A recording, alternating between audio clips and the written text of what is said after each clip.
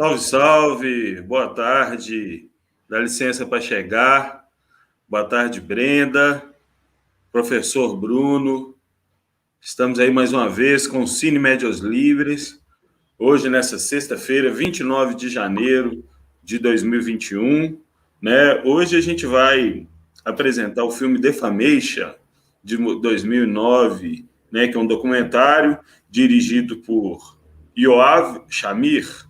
Não sei se é isso mesmo, se estiver falando errado, o professor me corrige aí.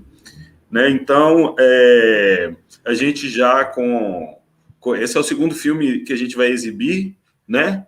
Nesse Fórum Social Mundial 2021, que está acontecendo aí de forma virtual, né?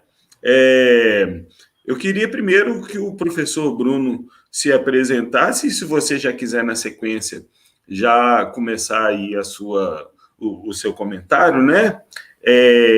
Tem uma pergunta que a gente até se faz, né, quando a gente vê um filme que fala sobre esse assunto, né? Que é sobre a importância de um filme, de um cineasta israelense, né, que investiga o antissemitismo nos Estados Unidos, né? Então, aí, por exemplo, eu, assim, a primeira vez que eu vi isso, eu falei, como que será isso, né? Como que funcionaria isso? O que ele poderia achar nesse tipo de inferência, né? Então, vamos lá, professor Bruno, tá? Boa tarde aí para todos e todas e obrigado. Bom, obrigado aí, Nelson, obrigado, Brenda, e também eu agradeço ao pessoal do monitor do Oriente Médio, que me convidou aí, do Memo, né, me convidou para participar desse evento. A gente, no domingo, né, a gente teve uma conversa muito legal com a Soraya Misler e com o Reginaldo Nasser, professor, meu colega, inclusive, e também orientador, sobre o tema do antissemitismo e antisionismo, né? E, inclusive, eu citei esse filme, né, na minha fala, e acredito que tem vinculação a esses dois eventos. E obrigado aí pela apresentação, Nelson, né? Como você colocou, eu sou professor de Relações Internacionais, aqui da PUC São Paulo, estou em São Paulo, e também sou mestre e doutor em Relações Internacionais pelo programa de pós-graduação Santiago Dantas, aqui também de São Paulo, né, da PUC Unesp Unicamp. Né, minha pesquisa sobre a colonização israelense da Palestina, né, no mestrado eu foquei nos territórios palestinos ocupados de forma geral, da Cisjordânia, Faixa de Gaza, e agora no doutorado eu foquei na questão de Jerusalém, que eu debato muito entrelaçamento à questão do colonialismo, do neoliberalismo na contemporaneidade. Esse é o meu foco principal de pesquisa. E também busco aproximar um pouco a questão brasileira, enfim, mas isso é outro assunto. E, bom, acho que a sua observação é muito interessante, Nelson, e diz muito sobre o sentido principal do filme, né? Que o diretor pronunciou de forma correta, né? Não tem nenhum problema. Nem eu sei pronunciar o nome do carinha no original em hebraico, né? Yoav Shamir, né? Então, deve ser algo próximo disso. E o diretor, né? Como ele mesmo diz no começo do filme, né? Ele é um israelense que nunca sofreu antissemitismo, né? Porque ele vive em Israel, um país majoritariamente judaico, né? Onde mais de 70% da população na jurisdição formal, onde a Israel é judaica, mas se a gente for considerar todos os territórios da Palestina, onde se inclui Israel, né? Que Israel governa todo o território, né? Só que existem várias jurisdições formais e informais ali, né? Judeus seriam mais ou menos metade daquela população. Só que, como aquilo é um regime de apartheid, né? Então existe a sociabilidade dos judeus israelenses, eles vivem praticamente entre eles, né? Não tem a grande maioria não tem muito contato com os palestinos. E, inclusive, os palestinos nunca são, raramente, manifestam, performam o antissemitismo tradicional, né? Normalmente a forma de convívio entre palestinos e israelenses, né, é por meio do antisionismo, não por meio do antissemitismo, como a gente debateu, né, no debate do domingo, mas é exatamente essa confusão entre antissemitismo e antisionismo que está na razão do diretor fazer esse filme, né? Porque ele é um cara, um cineasta que tinha feito um filme sobre os checkpoints israelenses dos territórios palestinos ocupados, né? Os checkpoints são meio um símbolo da forma como Israel ocupa e controla militarmente os territórios da Palestina, Cisjordânia e faixa de Gaza, né? Todo o movimento dos palestinos, né? Os palestinos eles são fragmentados socialmente, espacialmente, de diversas formas ali, né? Existe palestinos, são cidadãos israelenses, né? Que são palestinos que viviam lá já e continuaram vivendo quando Israel foi criado, são uma minoria.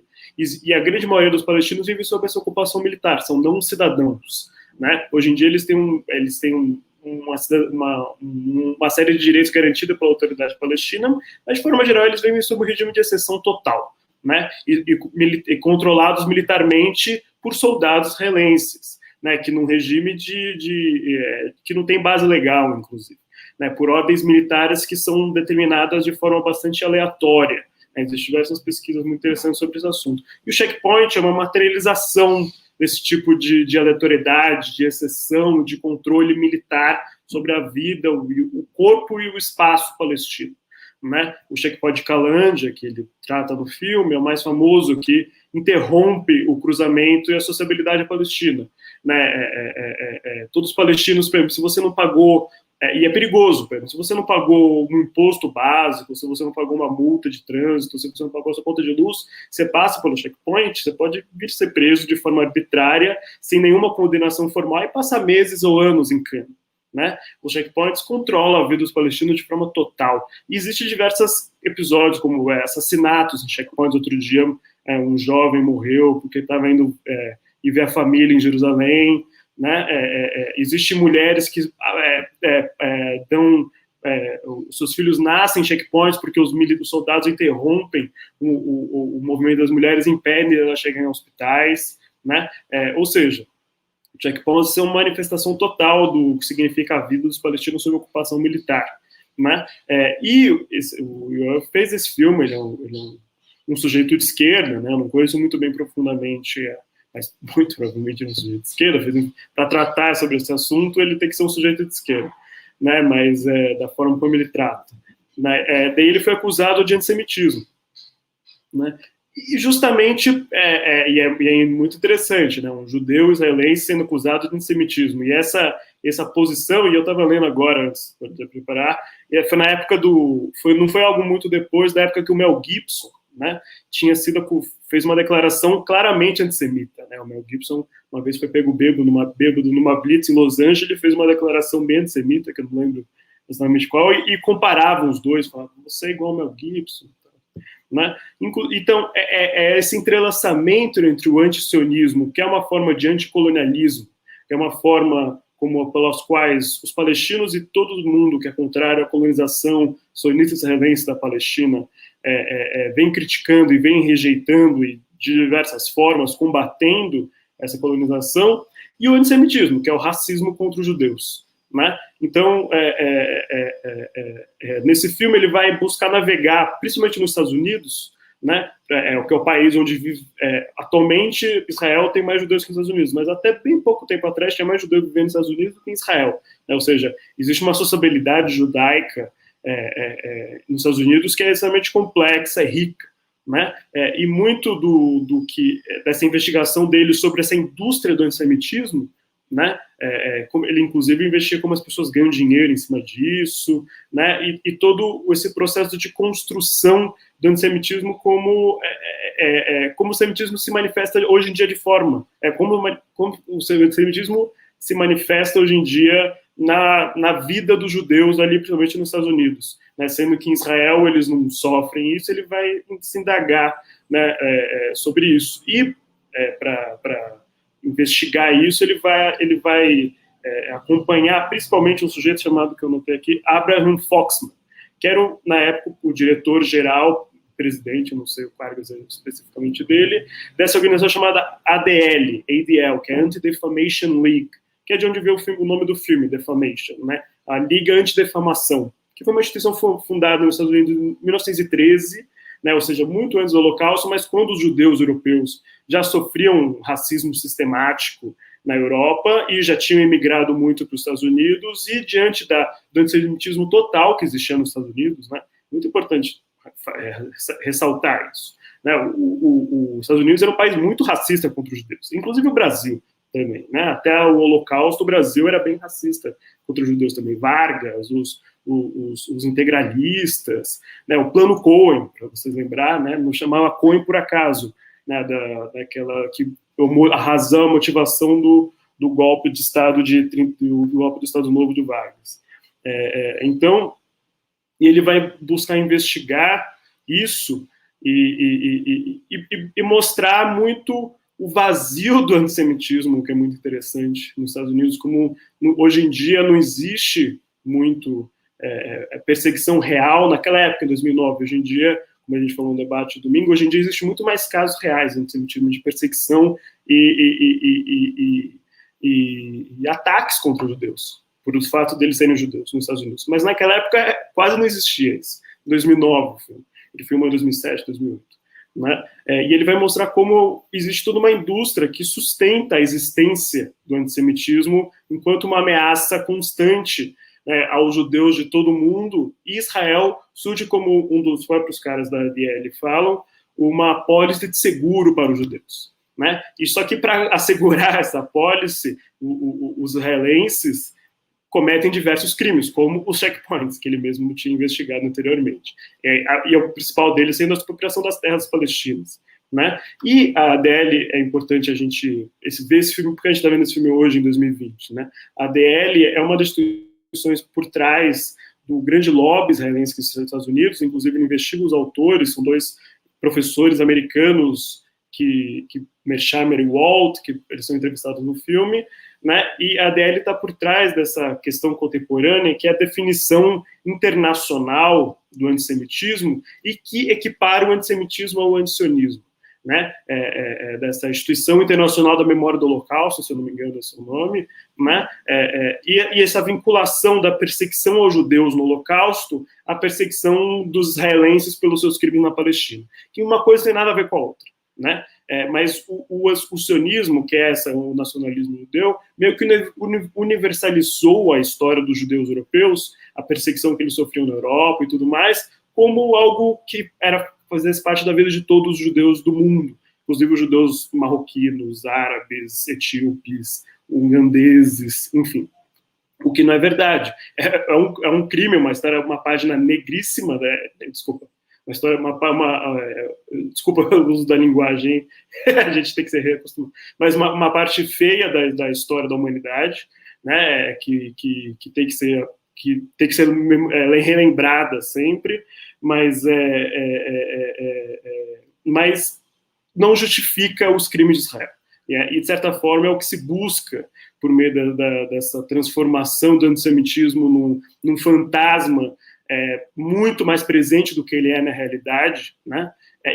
E ao mesmo tempo construindo essa indústria que muita gente vive em torno disso, né? A ADL recebe doações de judeus do mundo inteiro para combater o antissemitismo, enquanto na verdade ela está construindo uma fantasia, né? E vendendo o antissemitismo como uma forma de antisionismo, ou seja, defendendo Israel, né? Em última instância, é para isso que o filme mostra, né? O antissemitismo, hoje em dia, que é a razão original da criação de Israel, né, a criação do sionismo, do movimento sionista, mas a opressão que os judeus europeus sofriam na Europa não justifica a opressão que eles cometem contra os palestinos. Né? E é isso um ponto muito importante que a gente precisa deixar claro, e que, de certa forma, os israelenses tentam justificar uma coisa pela outra. Né?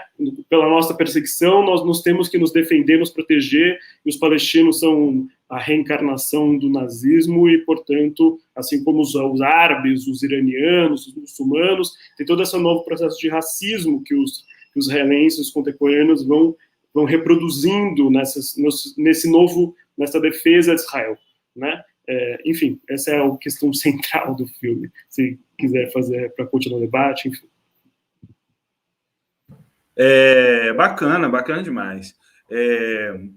O seguinte, uma coisa que a gente, no Cine Medios Livres, a gente sempre traz esse debate, né, a respeito da censura, né, das perseguições. Aí você sabe dizer se o filme e esse cineasta sofreu algum tipo de perseguição, algum tipo de retaliação, né, se o filme teve censura, né, porque igual a gente passou um filme na segunda que também versa sobre esses assuntos, né? E também teve problema de censura, né? Sim, Não, mas para concluir, a gente também, como está usando uma plataforma que a gente está transmitindo através do YouTube, do Facebook, né? E são plataformas proprietárias, né? E a gente, quando toca nesses assuntos, geralmente não, eu no meu canal do YouTube, todos os vídeos que eu falo sobre a Palestina, não só da Palestina, se eu falo sobre curdos, sarauís, os vídeos automaticamente são desmonetizados, né? Aí você consegue fazer um paralelo sobre essa questão do documentário e sobre essas novas plataformas? Vamos lá. Primeira questão do boicote. Eu não ouvi falar. Acho que teria que ter uma pesquisa maior. E acho que uma razão desse filme não ter sido boicotado é o fato dele ser um israelense, né? É muito mais confortável para as pessoas ouvir essa história sabendo que foi um israelense judeu que fez isso, né? Uhum. Se fosse um palestino fazer o mesmo filme, com certeza esse filme teria sido boicotado, né? Muito mais confortável muita gente me ouvir, eu sendo um judeu branco paulistano de classe média alta, do que um palestino, muitas vezes, né? As vozes palestinas são sempre caladas, são consideradas agressivas, são consideradas impróprias, são consideradas antissemitas, né? Inclusive, os judeus são apontados como antissemitas. Eu já ouvi isso milhares de vezes, de parentes, inclusive, né? Ou falam que nós somos judeus que nos auto-odiamos, self-hating Jew, né? Mas é uma piada muito boa que um judeu americano uma vez contou. Tem muitas razões pelas quais eu me odeio, mas ser judeu não é uma delas. E eu me filio a esse entendimento, né? Eu tenho orgulho de fazer parte de uma tradição judaica, mas que não é essa colonizadora. É uma tradição judaica de luta contra a opressão e o racismo na Europa, pela qual os meus antepassados sofreram, e a gente vem resistindo há décadas, séculos dessa perseguição, né? E, de fato, o antissemitismo é algo horrível que a gente tem que lutar contra, né? Mas os crimes de Israel não podem ser invisibilizados por causa disso. São duas coisas diferentes, embora extremamente conectadas, né? Então, tem isso. Mas, com certeza, ele deve ter... Como se ele foi criticado pelo filme anterior dele, do Checkpoints, com certeza ele deve ter sido muito criticado por esse filme. Acho que é uma coisa que a gente tem que investigar aí da recepção que o filme teve na época, né? Eu não lembro, mas ele é um filme meio underground, até em certo sentido, né? Ele não é um filme que as pessoas comentam muito, principalmente em Israel, assim, então nunca, mas é um filme que os israelenses, né, eles são uma sociedade liberal relativamente democrática entre os judeus, né? Então críticas vindas dos judeus são aceitas, são bem aceitas, inclusive. Esse filme faz parte de uma biblioteca digital israelense judaica, estava procurando aqui para assistir, enfim. Ele não é boicotado, ele não é apagado como esse filme palestino que foi boicotado outro dia, Jenin, né? Que foi boicotado e está sob boicote. Né? Filmes produzidos por palestinos israelenses, né? Palestinos que são cidadãos de Israel, sofrem boicote, né? De financiamento, tem muitas mais dificuldades, enfim, né? Mas filmes produzidos por judeus israelenses é tipo um filme produzido por um branco no Brasil, nunca vai ser boicotado, né? Algo parecido nesse sentido. E agora falando sobre as plataformas virtuais e digitais. De fato, né, existem diversos casos de manifestações de solidariedade aos palestinos, de mobilização dos palestinos em redes sociais, que são propriedade dessas grandes corporações do Big Tech, né, como se fala, que certa forma, são normalizadamente apagadas, né? Que a gente nem se percebe, do nada foi desmonetizado, uma comunidade do Facebook foi apagada, uma página, não sei o que, ela é denunciada e cai, né? Sem fazer nenhuma crítica muito mais grave, né? Isso é muito comum, né? O Zoom mesmo, a gente não está usando o Zoom, mas o Zoom, que agora essas coisas que a gente tem tudo hoje em dia, tudo virtual, né? Foi ter um evento com a Leila Khaled, que é uma militante palestina, uma guerrilheira, que nos anos 70 fez parte do grupo guerrilheiro armado, sequestrou avião, não sei o que, ela hoje em dia vive na Jordânia. Ela vai participar de um desses eventos virtuais e o evento foi cancelado pelo Zoom, né? Não lembro por qualquer razão que eles foram, mas assim, cancelamentos de eventos, isso acontece no mundo offline, acontece no mundo online, né? E é muito interessante, e essas instituições aí que a gente entra muito na atuação do lobby, que o filme investiga, né? O lobby não é uma conspiração, né? Acho que muita gente, existem antissemitas que acreditam no lobby, com certeza, porque essa imagem de judeus coordenando o mundo, né, por trás dos bastidores é muito sedutora para os antissemitas, né? Ou seja, tem muita gente que acredita nisso, o que não é verdade, né? O lobby, quando a gente fala dele, existe lobby, todos os países têm lobbies ao redor do mundo, né? Yoav Shamir e Walt, que foram esses sujeitos que investigaram lobbies nos Estados Unidos, eles demonstram como existe uma série de organizações, são públicas, que agem em defesa dos interesses israelenses de forma coordenada, né, por meio de financiamento de congressistas, como a ADL faz, né, por meio de pressão da mídia, né? Eu já trabalhei em grandes meios de comunicação aqui em São Paulo, como a Folha de São Paulo, e eu mesmo sendo judeu, existe um medo gigantesco, né, de você publicar qualquer coisa sobre Israel ou sobre o judaísmo, né? Coisa que eu não vejo quando são outros assuntos, né? Por exemplo, quando uma vez eu escrevi sobre o candomblé, não teve o mesmo medo, né? E não teve nenhum problema ser judeu, eu não sendo afrodescendente, escrevendo sobre candomblé, por exemplo.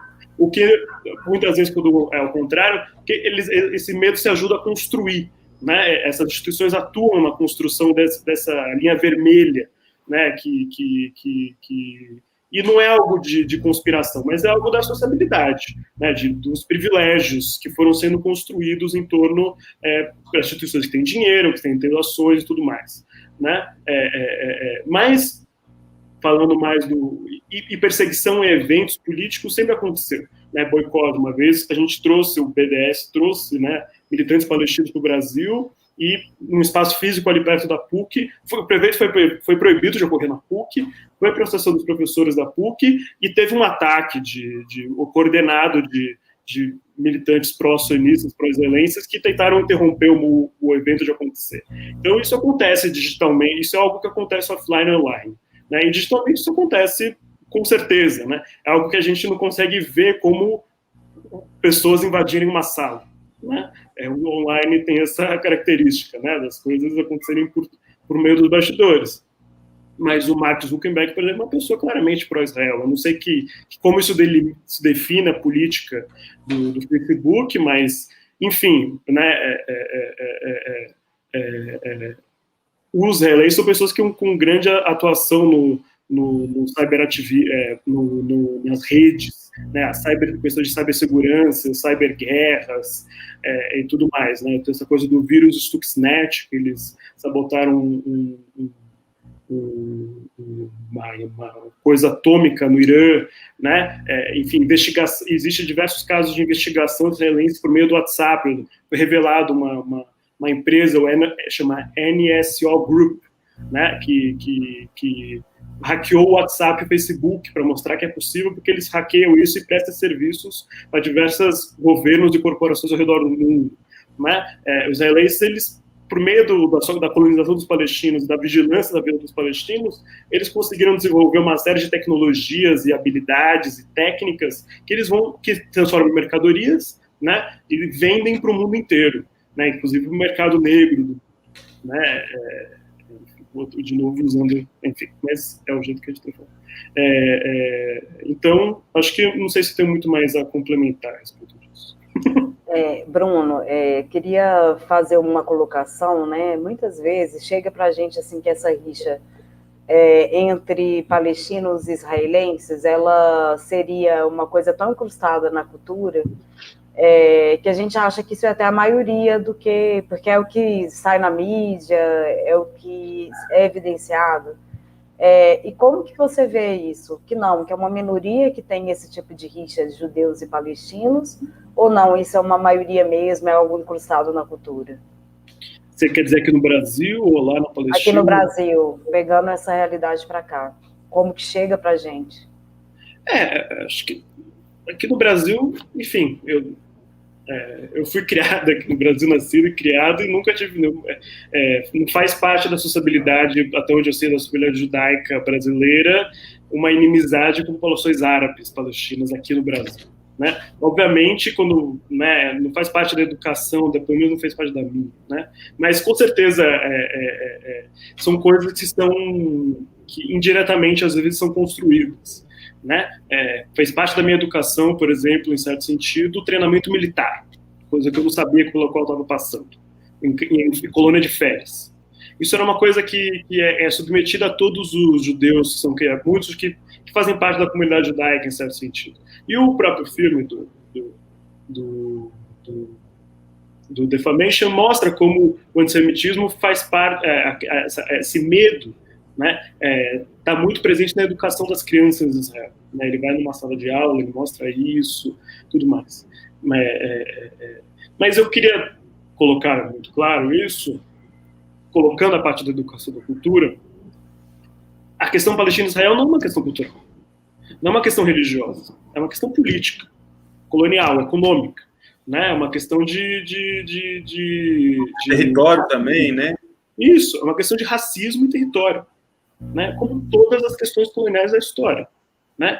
Qual é a razão pela qual os brancos brasileiros e os indígenas têm algum atrito? Não é uma questão de cultura, porque, enfim, é uma questão de território e racismo. Né, os indígenas têm resistido há décadas, séculos, à colonização dos territórios. A mesma coisa com os palestinos. Os palestinos resistem pela terra sobre as quais eles vivem, por meio das quais eles constroem a sua vida e constroem a sua nação, inclusive. Né? As suas comunidades, seus modos de vida. Né? Isso vale para todas as populações nativas indígenas ao redor do mundo. Né? Então, é uma questão política, colonial, econômica, né? Acumulação de terras, acumulação primitiva da terra, né? Sem você conquistar a terra, você não consegue desenvolver uma economia, por exemplo, né? Isso é a razão fundamental do colonialismo, como é o colonialismo do povoamento, como é o israelense. Mas isso, né, o próprio Said colocou, né, o Eduardo Said, no intelectual palestino. Né, isso se traduz de alguma forma na cultura. Né? A cultura é fundamental como forma de dominação, né? Faz parte da dominação material. Né? O Said, por exemplo, investiga romances, Said e outros autores, né? Romances de sionistas ali da década de 10 e 20 já estavam construindo a imagem, a percepção sobre os palestinos que justificasse e legitimasse, em certo sentido, essa inimizade e a remoção deles da terra. Porque poderiam os judeus sionistas imigrar para a Palestina e construir um Estado, uma sociedade binacional. Né? Isso poderia ter acontecido. Né? Existiu formas de sionismo que não reivindicavam a construção de uma nação essencialmente homogeneicamente judaica, né? Ou que não tivesse um Estado-nação como o modelo ocidental europeu entendia, né? Uma coisa mais desterritorializada, plurinacional, né? A luta dos judeus na própria Europa. Mas não é o que aconteceu na história. Né? Então a gente enfrenta essa realidade, mas, enfim, aqui no Brasil essas inimizades são mais queridas por razões políticas do que culturais. Né? Os primeiros judeus que migraram para o país, inclusive para o Brasil, inclusive no começo do século XX, vieram juntos com muçulmanos e cristãos, junto na imigração dos sírios, libaneses, né? Daí depois vieram os judeus europeus, inclusive, fugindo do antissemitismo. Mas eles estavam fugindo da pobreza no Império Otomano. Né? Essa é a razão original dos primeiros judeus vivendo no Brasil. né? É a pobreza, não é a perseguição. Bruno, aproveitando esse gancho que a gente estava comentando sobre território, sobre esses deslocamentos, sobre inclusive imigração, a gente tem hoje aqui para exibir antes do Defamation, porque a gente faz esse costume de exibir às vezes um curta e depois exibir o longa. Esse é um curta que chama Corpo, Território e Resistência, que foi feito pelo Coletivo de Escritura Migrante e trata exatamente dessa questão, o ponto que o território, e você no território pode resistir, e essas fronteiras, trata muito sobre isso. Eu vou te convidar para a gente ver junto, aí depois a gente vai fazer a Defamation, beleza? Ótimo. É rapidinho, é um curta, é um vídeo curto, um vídeo arte.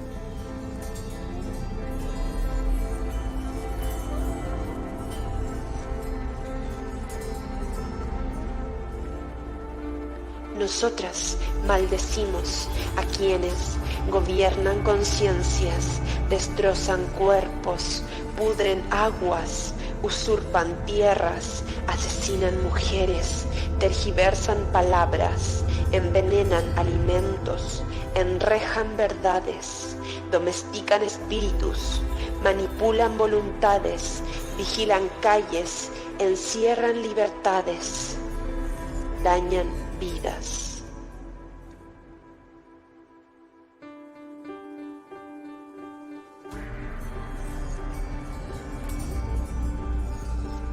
Suficiente de creer en medias verdades, contenidas, enmascaradas, aparentes. Suficiente de certezas convenientes, intrigantes, disfrazadas, inconsistentes.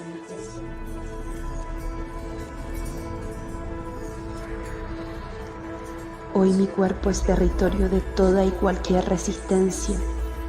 Hoy yo pienso que me es caro y me atengo a las consecuencias.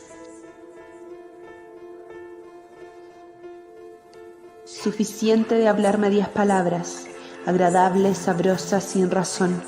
Suficiente de silenciar el silencio, solamente para no decir no.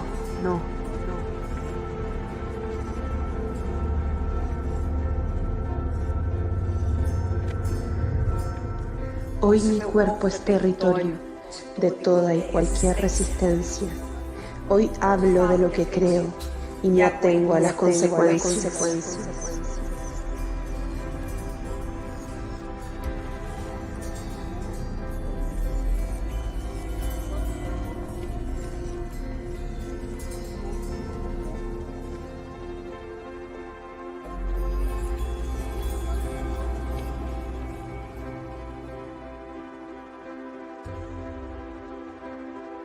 Suficiente de hacer por hacer, medio sin querer o queriendo aparecer.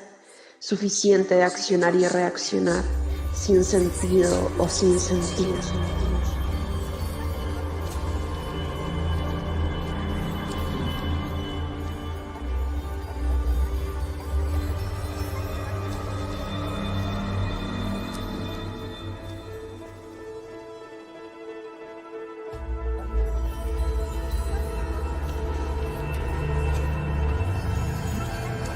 Hoy mi cuerpo es territorio de toda y cualquier resistencia. Hoy hago lo que yo quiero y me atengo a las consecuencias.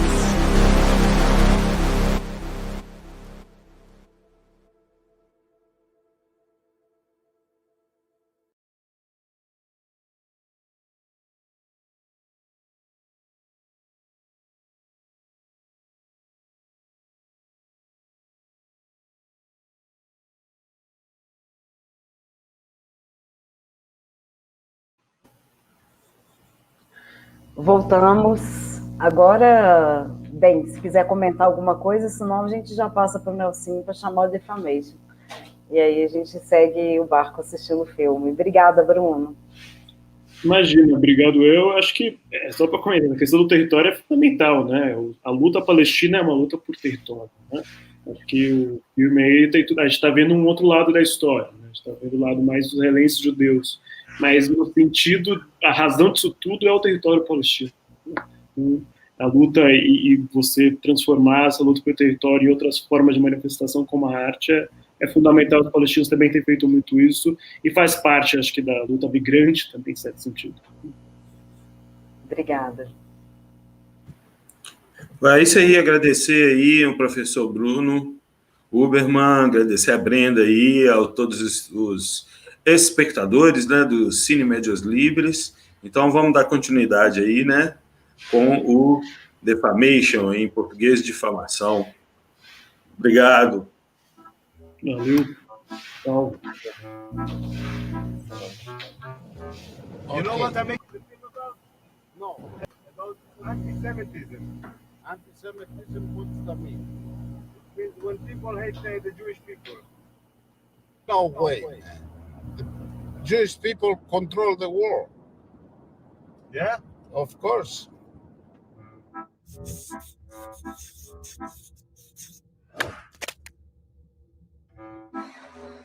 Being an Israeli Jew, I have never experienced anti-Semitism myself, but it's a phrase that always seems to be in the air.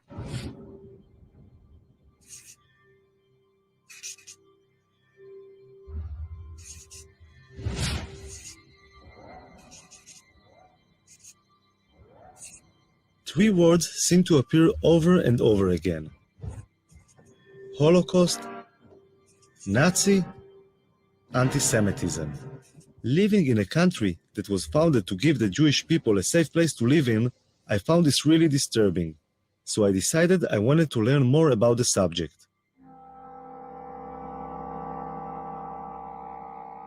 Ladies and gentlemen, this is Abe Foxman, the head and face of the Anti-Defamation League. I have been lucky to have survived by miracle the Shoah. Very nice. The ADL is the biggest organization in the world fighting anti-Semitism, with a budget of over $70 million a year. Abe Foxman has become the symbol of the fight against anti-Semitism in the world today. I thought he might be able to open some doors for me. So I asked him to help me out with my film. Abe Foxman was very welcoming.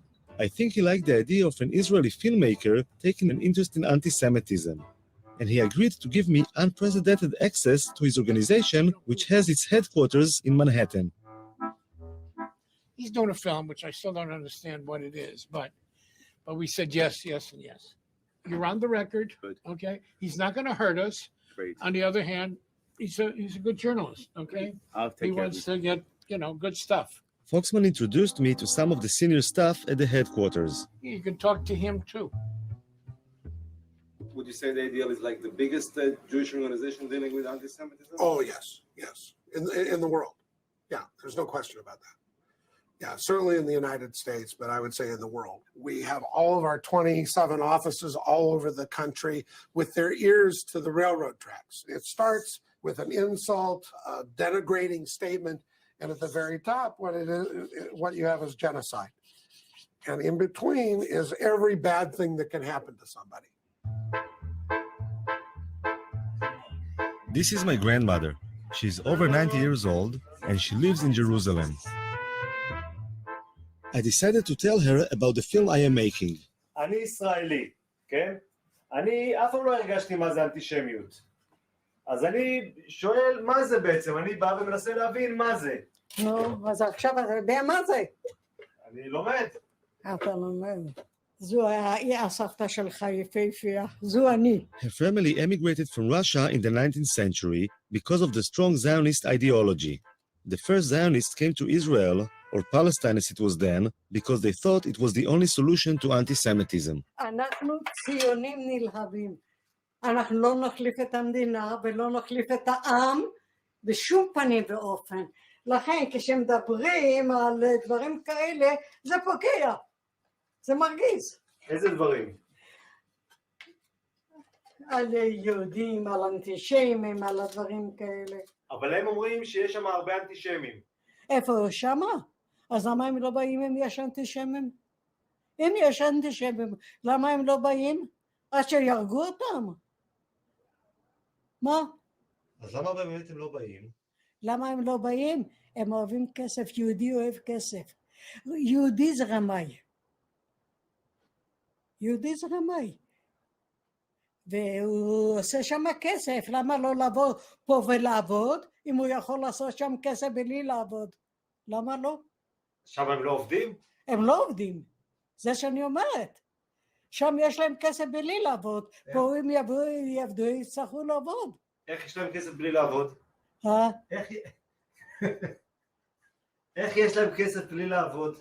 איך עשו כסף? ריבית, מלווה בריבית, ובתי מרזח פה, ויין פה, וזה שם. זה הם יודעים, יהודי יודע את הפוילשטיק האלה. יהודי יודע את הפוילשטיק האלה. אני אומרת לך, אני היהודי האמיתית. לא כסף מסנוור אותי, שום דבר לא. אבל את מדברת כמו האנטישמים, שאומרים על היהודים שהם לא עובדים והם עושים... לא, אני לא מדברת. אני אומרת, הם רוצים להיות שם, שיפסם להם, עד שאולי יבוא מישהו, היטלר אחר וירוג, ותמיד יברחו. מה?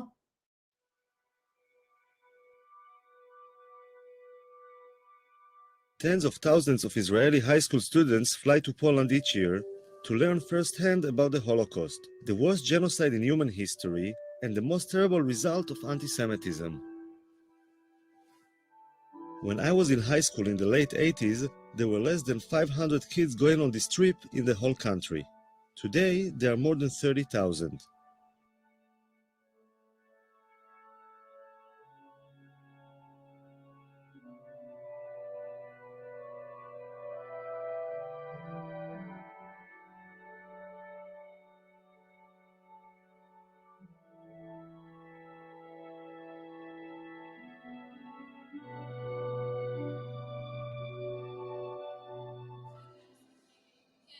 I decided to join them on their journey and their initial preparation, which takes place in Yad Vashem.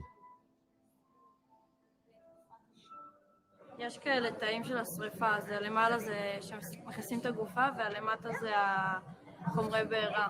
יצא להם גז מהמלחת, יצא גז ציקלון B. פה אנחנו רואים כבר את הגופות. אחרי שהם יצאו, הוציאו להם את השיני זהב מהשיניים.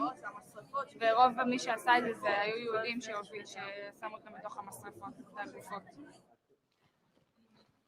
כל אחד יגיד מה החיבור האישי שלו למסע, למה הוא רוצה לנסוע לפולין. אני דור שלישי לניצולי שואה, ומהרגע הראשון שסבתא שלי סיפרה לי על סיפורים על השואה, ראיתי את המבט שלה, מבט שלא נסלח ולא נשכח. וראיתי מה היא מרגישה, אבל לא הרגשתי את זה גם. זה בעיקר מה שאני רוצה להרגיש במסע, את התחושת של לא לסלוח ולא לשכוח. The kids are going through a longer preparation for the trip to Poland. The school counselor is in charge of their mental preparation. ותנסו באמת להבין את הקשר בין אז להיום. זאת אומרת, האנטישמיות זה דבר שלא נגמר. בעקבות השואה קמה מדינת ישראל, אבל האנטישמיות זה משהו שיש עד היום, וכל הזמן תקראו עיתונים, יש מקרים אנטישמיים לכל רחבי אירופה ובארצות נוספות. כך שאתם כיהודים, כדור העתיד, ככאלה שעובדים להתגייס לצבא, צריכים לפגוש גם את הצד הזה שלנו. מלבד זה יוצא איתכם גם מאבטחים, יוצאים איתכם מאבטחים, המאבטחים לא יאפשרו לכם ליצור שום קשר עם האוכלוסייה המקומית, יפגשו שם אנשים שלא אוהבים אותנו, תראו, לא אוהבים אותנו, תחשבו שאתם סלי, גם היום, אני אומרת לכם שוב, גם היום לא אוהבים אותנו שם. זה כאילו האיכות שלנו, שאתה יודע שאף אחד לא סובל אותך, אבל אתה גאה בזה. כאילו מגדלים אותנו מגיל קטן על זה שאנחנו נדע שיש לנו שונאים. לא יודעת, על כל מיני דברים כאלה. ובעצם כשהילד יודע שיש לו שונאים, כאילו מה שקרה בשואה לדורות הקודמים שלו, אז זה גורם לך איזה סוג של כעס לצד השני, כאב, כעס, אפילו שנאה. כולנו יודעים ששונאים יהודים. זה משהו שגם גדלנו איתו כזה, תמיד כזה השנאה ואנטישמיות. תמיד אני לא זוכרת שפעם לא הייתה אנטישמיות. זה יחזק בי את הישראלית שבי, את הציונית שבי ואת היהודייה שבי. אין ספק. Yediot Achronot is the most popular and influential newspaper in Israel. I'm curious about the people behind the reports of anti-Semitism I read on a daily basis. אני יודע, זה מגוחך שאני אומר את זה, אבל כולם בעייתיים. צרפת היא אנטישמית, גרמניה היא אנטישמית, המדינות בדרום אמריקה הן אנטישמיות. אני לא רוצה לדבר על המדינות המוסלמיות, כי על זה לא מדברים בכלל. הם למעשה כולם. ליטא נשארה אנטישמית, כל המדינות הבלטיות, אבל גם המדינות במערב, אנגליה היא אנטישמית. זאת אומרת, הם כולם אנטישמים, רק כאמור, יש שקטים יותר ויש בוטים יותר. ולמה אני בכלל צריך להיות אובייקטיבי? הם היו אובייקטיביים? כלפינו לא, הם גם לא היו אובייקטיביים. מה זאת אומרת הסיפור הזה? אבל בתור עיתונאי זה... אין דבר כזה בתור עיתונאי, בוודאי שלא, לא במקרה כזה. בוודאי שלא במקרה הזה. מה קרה? מה המספר?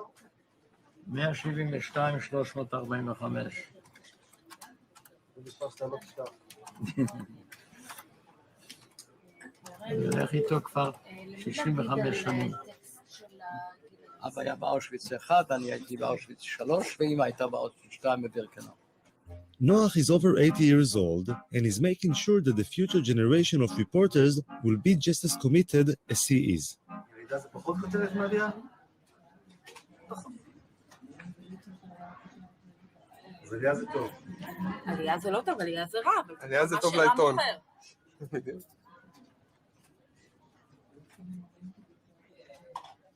והנתון הזה מי ספק אותו? זה הגיע מסקר של הליגה נגד השמצה בארצות הברית.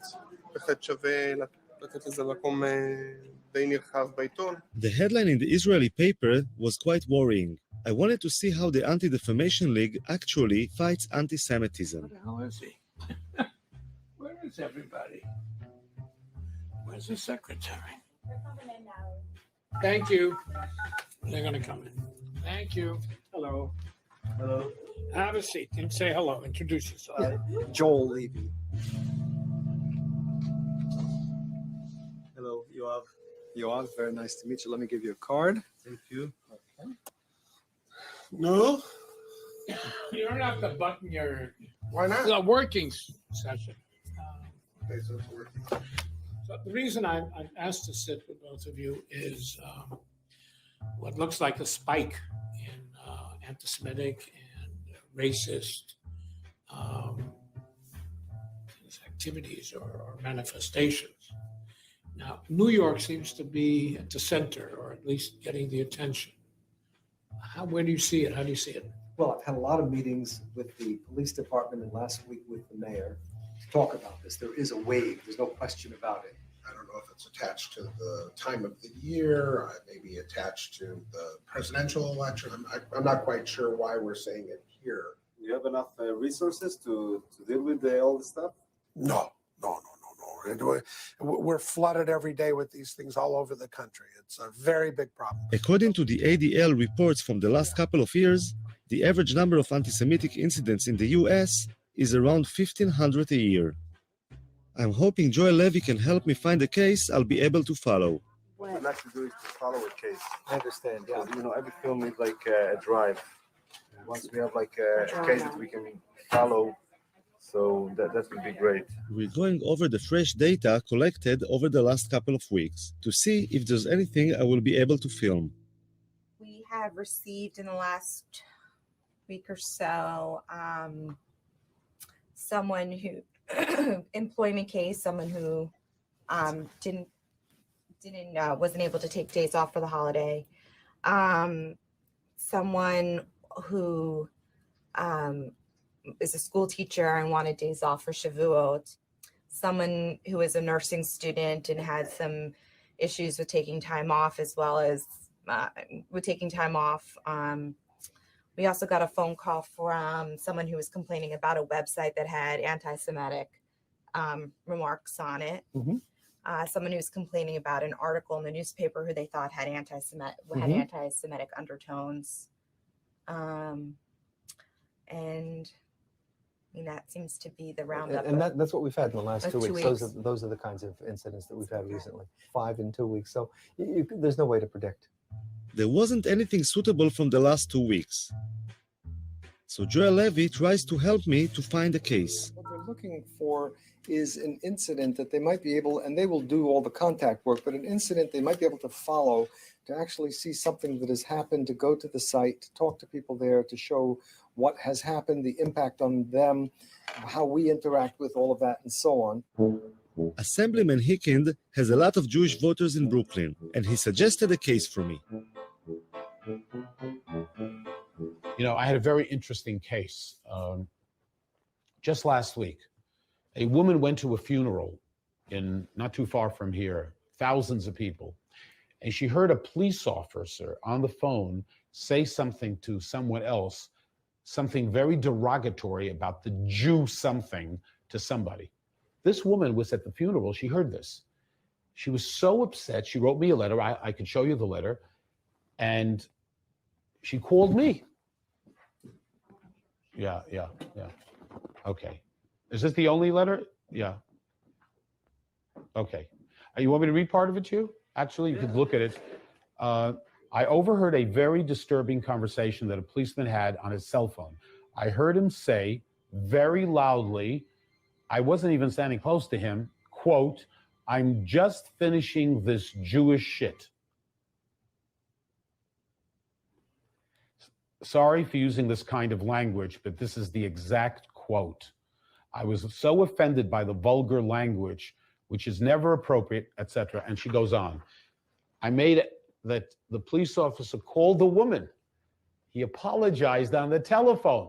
Hickin thought it was a good case, but the police wouldn't let the officer go on camera, and the Jewish woman seemed to be satisfied that the policeman had apologized.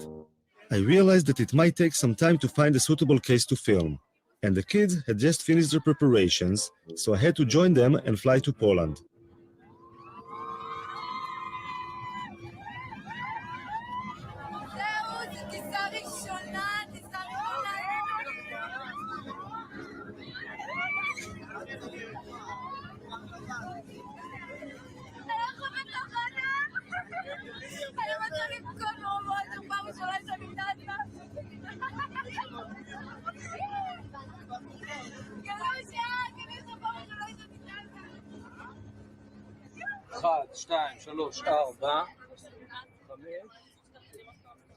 The man with the blanked out eyes is an Israeli Secret Service agent, whose identity we are not allowed to reveal. קורה איזה מצב ששומעים איזשהו פיצוץ, לא משנה כרגע מה שאני מבקש דבר ראשון, כולם לשבת או לשכב אפילו במעברים כמה שיותר מהר, בסדר?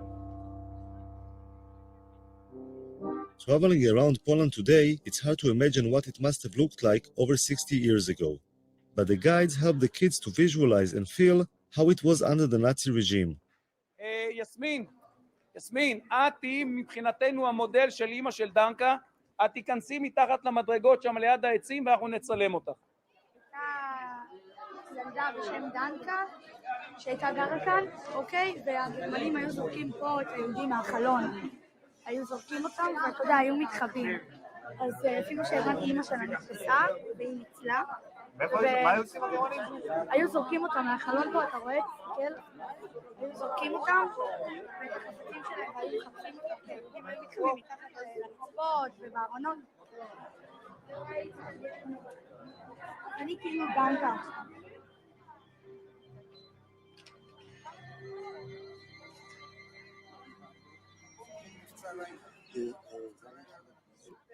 בגטו לובלין. גטו יהודי בעיר לובלין. Izrael? No to mów po Izraelu, a nie tam gadasz po chińsku. Ja myślałem, że z Chin jesteście. Kto gada? Izraelcianie? Pytam się skąd, a dopiero jak powiedziałem z Izraela, no to powiedziała, że tak. English? הוא מדבר רעות על ישראל, הוא אמר שאנחנו כלבים. הבנתי. בואי כבר, מה את מדברת עם אחד כזה? רוני. למה התחלת לדבר? רוני.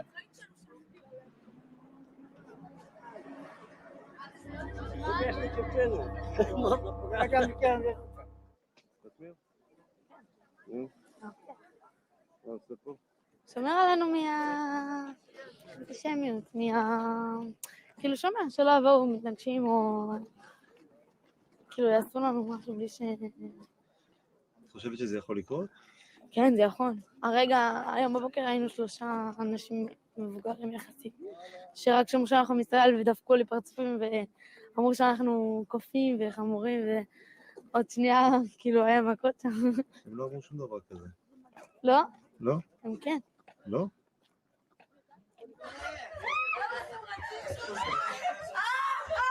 Go to your rooms right now. Right now, go to your rooms. Right now. Go to your room. What happened here? משהו מעניין? Excuse me. We have some other guests here. I know the kids, but you have to understand us. We have some other guests here. They're coming down and then they are staying there. We won't pay for it. Although the days in the Poland trip are long and exhausting, the kids still have a lot of energy when they get back to the hotel. Quiet, okay? But close the window and stay in your room, okay? מה אתם רוצים? לא קשור לאיפות, מה, הייתי יוצאת.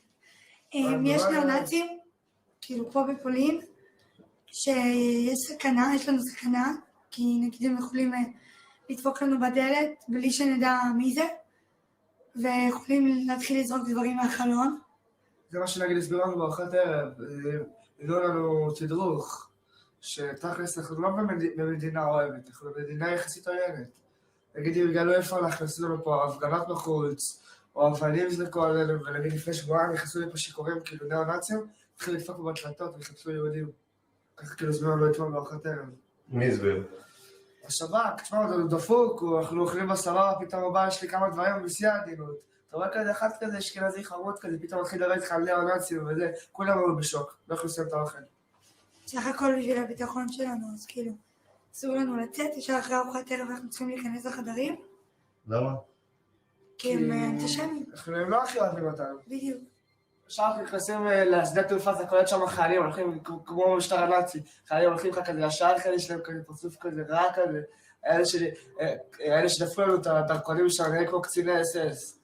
As the kids were facing anti-Semitism in Poland, or at least feeling that they were, a case was reported in Brooklyn that seemed suitable for the film.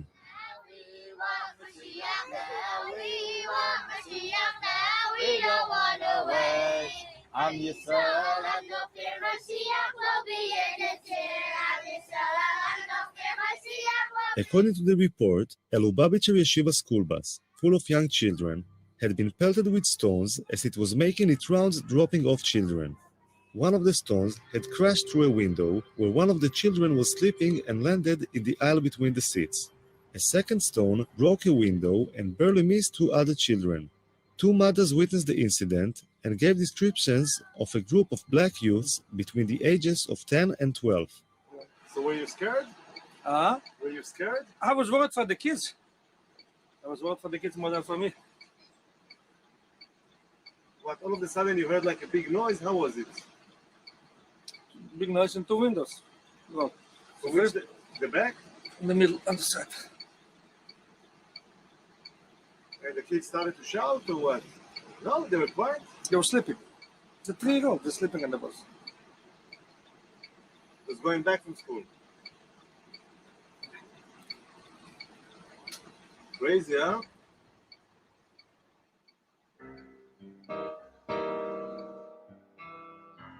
Crown Heights is a mixed neighborhood of Jews and blacks.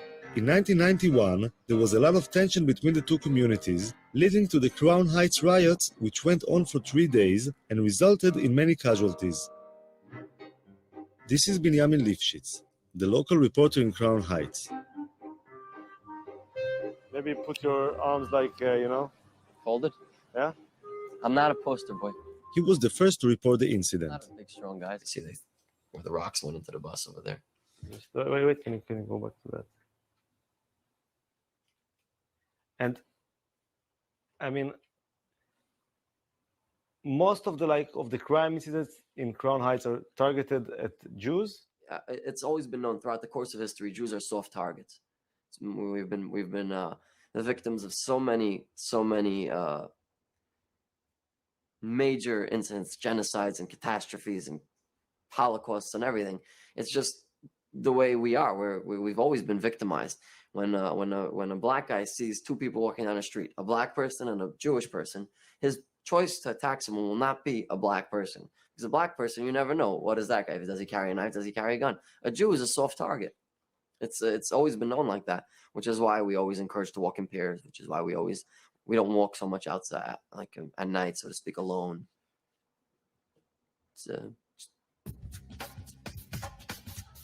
I thought I should speak with some of the blacks in the neighborhood to see what they feel about anti-Semitism.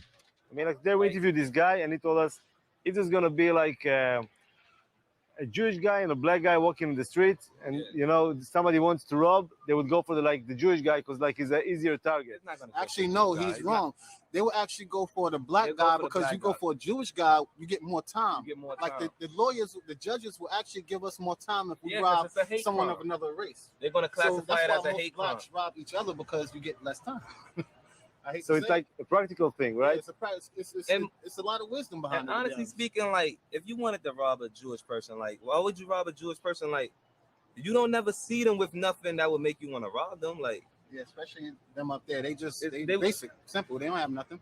And most people like, how could you target out a Jew person, like, when all of them dress the same? Like, everybody dressed the same. They all look the same. So, and I lived around here 35 years. I have never seen a Jewish person get robbed in this neighborhood. But there are kind of incidents between blacks and Jews, right? There are some issues. Well, it ain't really issues. It's like favoritism. They get treated better. Yeah, like the police will treat them better. Yes, they do. If I'm arguing with a Jew, the cops gonna come to me. They're not gonna bother them. They're gonna think I'm the aggressor.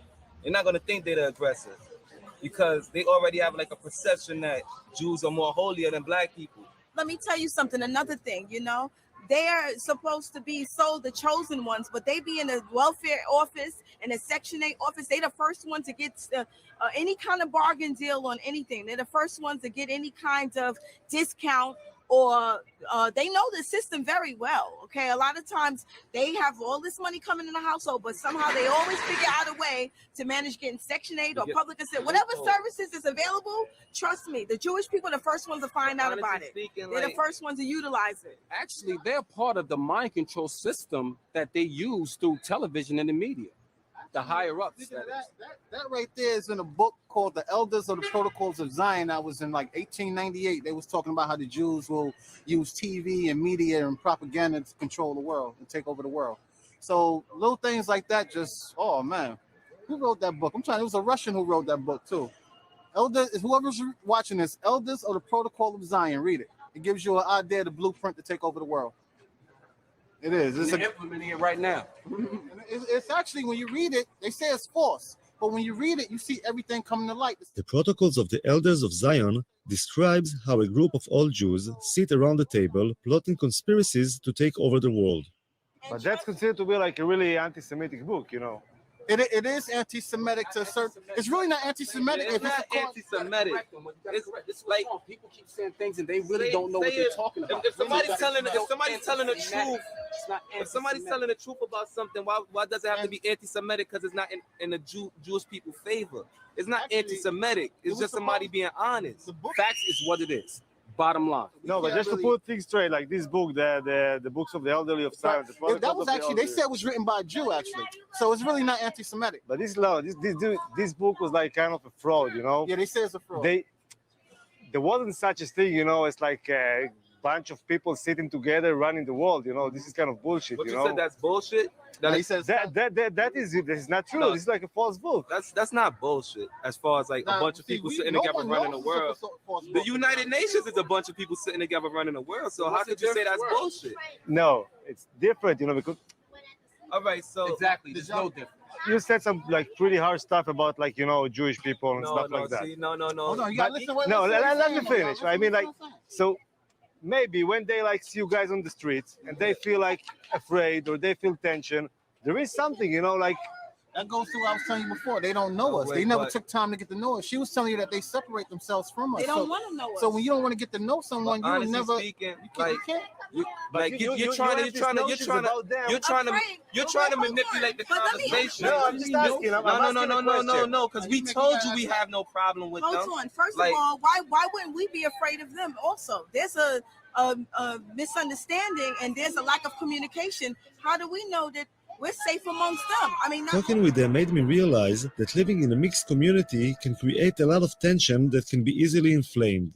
I went to talk about the situation with Rabbi Hecht, one of the leaders of the Jewish community and Commissioner for Human Rights.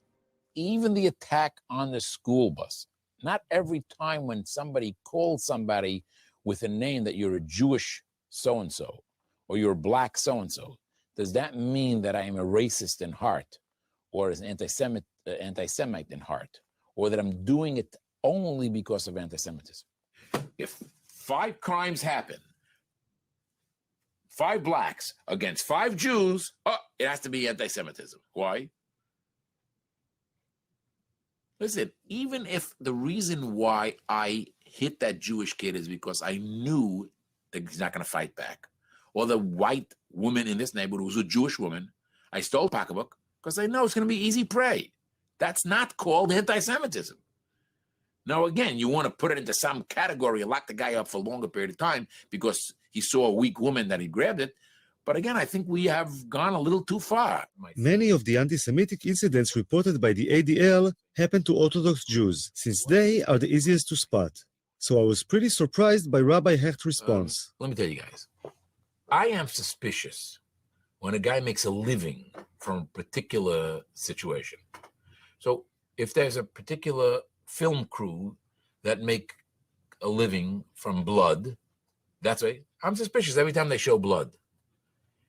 If a guy is created only because of anti-Semitism, I'm nervous about his reports. Are they accurate? He has to create a problem because he needs a job. So you're saying, like, I mean, the ADL is not like a credible organization, or?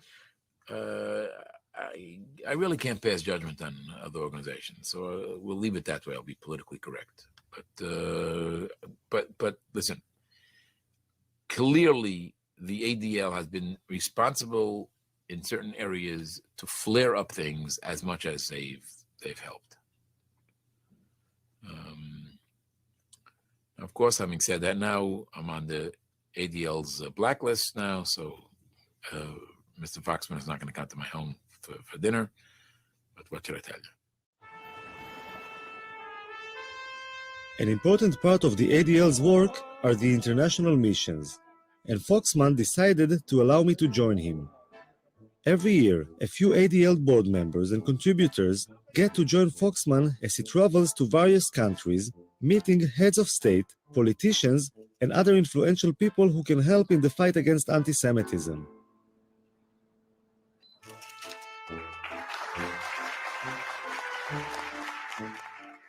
It's like an organized tour, but apart from visiting museums and other tourist attractions, the chosen ADL members get to join Foxman in taking an active part in the struggle against anti-Semitism. You have to debate what is proportionate when someone attacks you. You are serious people. You're here for serious business, and you're going to see the Holy Father. And everything the ADL does is serious business. The police escort along the way made me realize I was traveling with some pretty important people. Seeing the Pope tomorrow. Rodi Friday. Yeah. Good job. I can tell you. Beautiful. How gorgeous. I'm curious about how Mr. Foxman gets to meet all these important people. Why would all these ambassadors, politicians, and heads of state take the time to meet him? It's their perception of the power of the Jewish community, which is one of those sides of the anti-Semitism. It's a very thin line, you know. They believe we are more powerful than we are. I've always said Jews are not as powerful as the Jews think we are, nor as powerful as our enemies think we are. We're somewhere in between. But they do believe, to some extent, that we can make a difference in Washington, and we're not going to convince them otherwise. So how do you fight this sinister, conspiratorial view of Jews without using it? Look, when the United Nations comes to its General Assembly, we meet with 40 heads of state, foreign ministers. Why? I think I got it. It's like a poker game in which Foxman bluffs the other side into thinking that Jews have more influence and power in Washington than they really have. The downside is that the idea of Jews being so powerful can result in envy, even hate. Foxman has a very close relationship with the Israeli government. All right. Oh, yeah. A couple of times. Israel relies on Foxman when it comes to issues of anti-Semitism. And being the Jewish state, anti-Semitism is always on the agenda.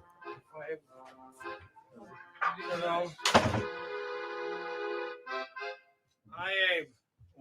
I wanted to ask you since we met last about the issue of Venezuela, because I heard voices kind of saying it's not so bad, and Latin America is not so bad, but I'm not convinced. And the question You have is, good reason not to be convinced. Good reason. It is getting worse. Right. And little by little, as long as oil money works. I'm told that by our experts, it's the only, except for Iran, it's the only government propagated anti-Semitism today around the world. It's a Formally. Right. This is First quite is scary. within the country and then outside. So are you pressing in any way? We've talked to Jesse Jackson, who has a relationship, but it's not for camera, but there are other plans. We'll talk about it in a minute. So it is, we have a very beautiful here. The first example of what Foxman is talking about was a meeting with a special advisor to the Ukrainian President Yushchenko. The Ukrainian government would like to distance itself from the embrace of the Russians and strengthen its ties with the West, most especially the United States. They believe that the Jews can become their allies in the US Congress. We come to celebrate your democracy, but we also come with mixed feelings. The history of the Jewish people in this country is primarily one of tragedy. We would like to see a more active, a more aggressive approach to dealing with issues of anti-Semitism. It took a long... Foxman is concerned about the Ukrainian government's comparison of the famine in the Ukraine before World War II with the Holocaust. The one thing that you need to be sensitive about is not to link it with the Holocaust. Be careful that it not be played as your genocide, our genocide, because that will be counterproductive on all sides. We, of course, respect Holocaust, and I understood your message, and we try to be very, very diplomatic. Here it is. I was impressed by the way Foxman handled the meeting, but it also raised some questions for me.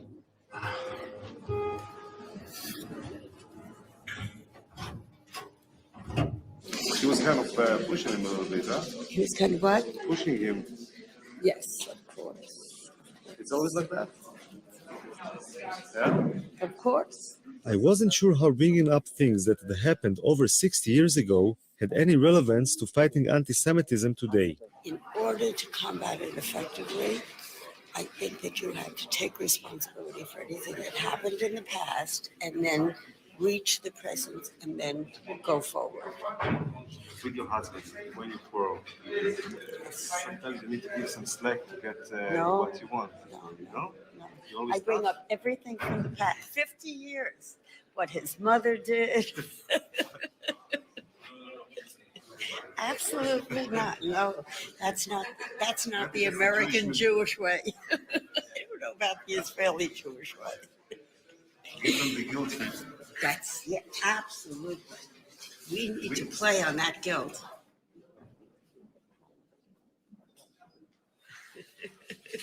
I asked when you're having a quarrel, whether she give you some slack sometimes to make up, but she said no. I'm always wrong and she's always right. But wait a minute, do I ever forget anything in the past? Never. Suzanne will tell me 20 years ago what I did wrong. If we have an argument now, but 20 years you did this. I said, but Suzanne, it was 20 years. Wait a minute, but do you know why?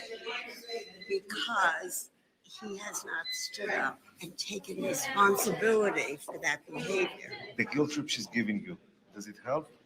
No. So maybe the guilt trip we're giving them is not the right solution. Maybe we should like give them some slack, say, okay, let's be friends. Not forget the past, but kind of be a little bit more, liberal. Moderate. Yeah.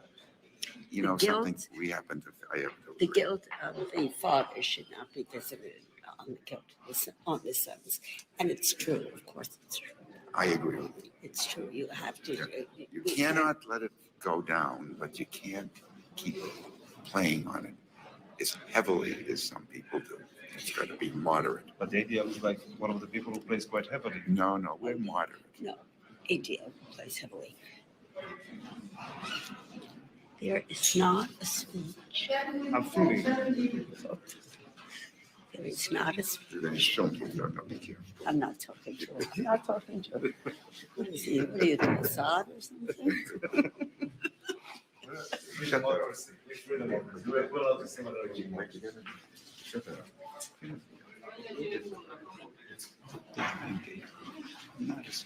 I was forced out to me. I'm passionate, believe me. Quite as much.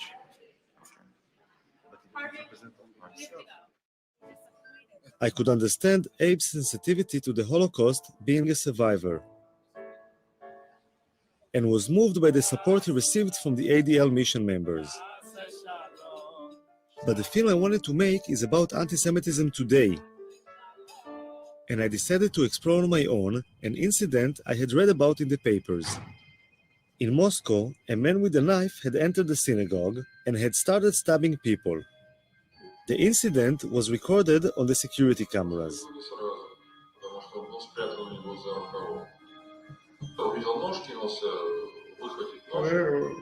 Он увернулся от меня, ударил мне в шею. Раздались истерические неестественные крики, как будто убивает человека. Мы все бросили монету и выбежали из дома.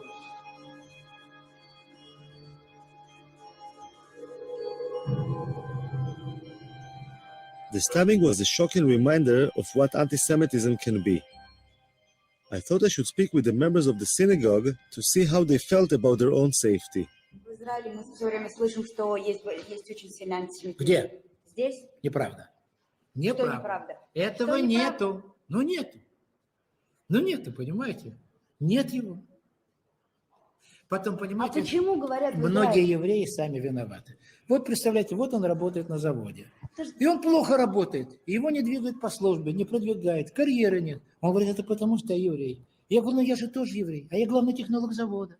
Как же тебя-то нафиг, тебя антисемитизм, а ко мне нет?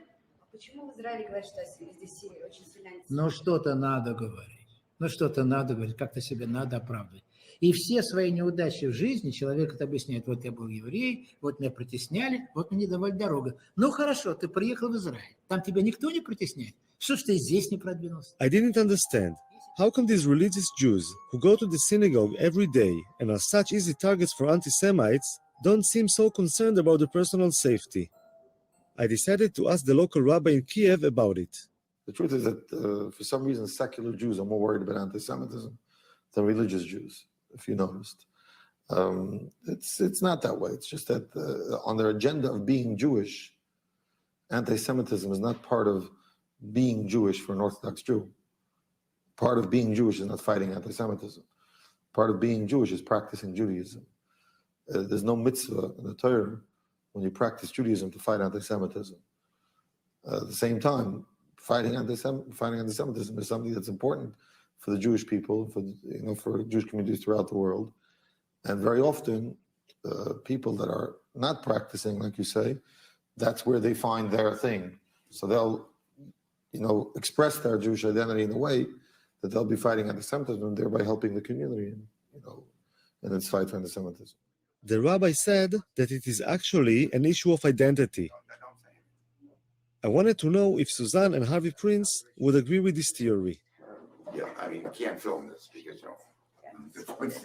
I do think that the ADL helps to reinforce our Jewish identity because we're not Orthodox and we don't have a religious Jewish life, the ADL provides a forum to be Jewish. I mean, it certainly is 99.9% Jewish, and it gives us an opportunity to explore being Jewish, to look at Jewish issues, and it does reinforce our Jewish identity.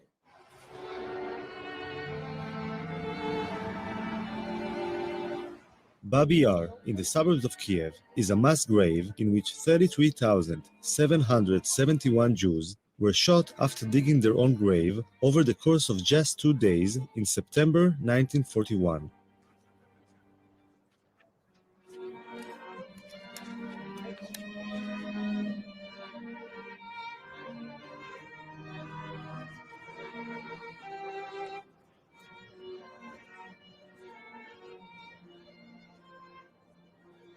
I think the worst thing for me, standing here, is that it could happen today. Oh, God. I agree.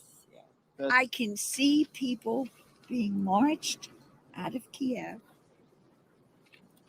and shot Marilyn, by some people who would decide that's the thing to do. That's right. Maybe they do it to gays. Maybe they do it to That's why we have to support Israel. whatever. Israel's our insurance policy. If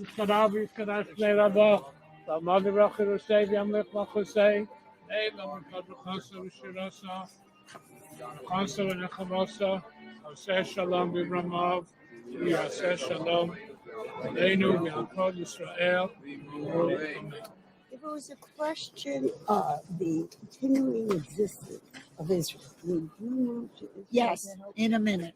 Good for you, I tend to say. In a minute. Because as far as I'm concerned, without Israel, there isn't a safe Jew in the world. That's the way I feel. I agree. So you have two people who immediately move to Israel if you have a problem. If Israel needs, you have two people I right there. joined the army. They wouldn't take an old lady, but I would be there.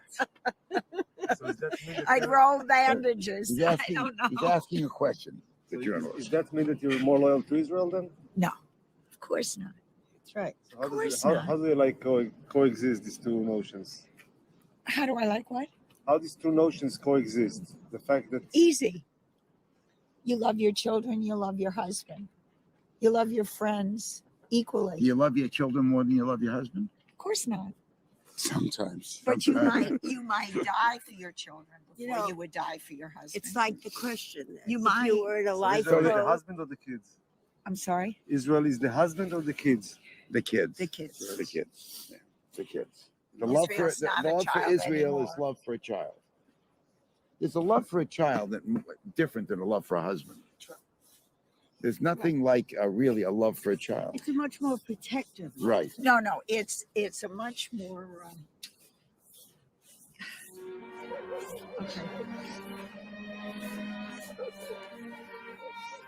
According to the ADL mission members, Israel is a child which needs their support, but is also their insurance policy in case something terrible should ever happen again. But at this particular moment, this insurance policy was busy being a teenager making its way to Maidane concentration camp near Lublin.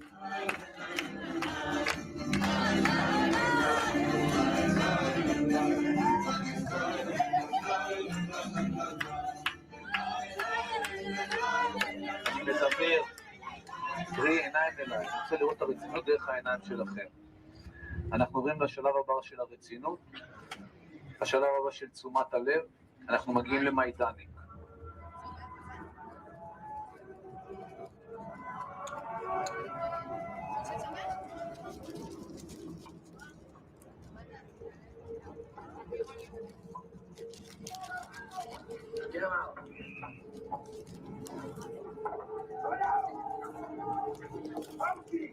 המסע האמיתי מתחיל עכשיו, עכשיו הולכים לראות את כל הדברים המוחשים. עד עכשיו רק ראינו כאילו, אתה יודע, בית כנסת ודברים כאלה, עכשיו הולכים לראות ממש איך השמידו אותם, המשרפות, הכל. זה קשה. והייתה שם מפקדת של הפלד, שקראו לה בריג'יטה צמאת אדם.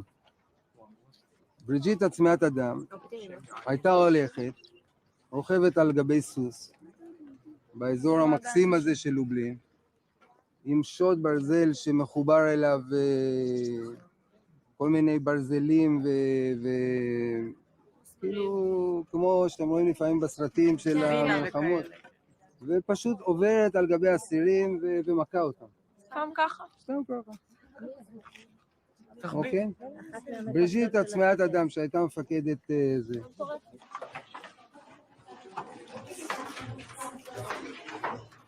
עכשיו, כמו שהסברתי קודם, שליש מהנרצחים פה נרצחו בגז, ושני שליש פחות או יותר נרצחו על ידי התת-תנאים שהם היו צריכים לחיות פה.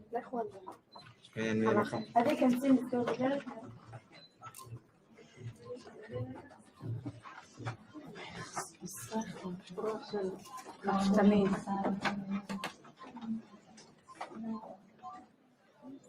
מה אתם מדברות?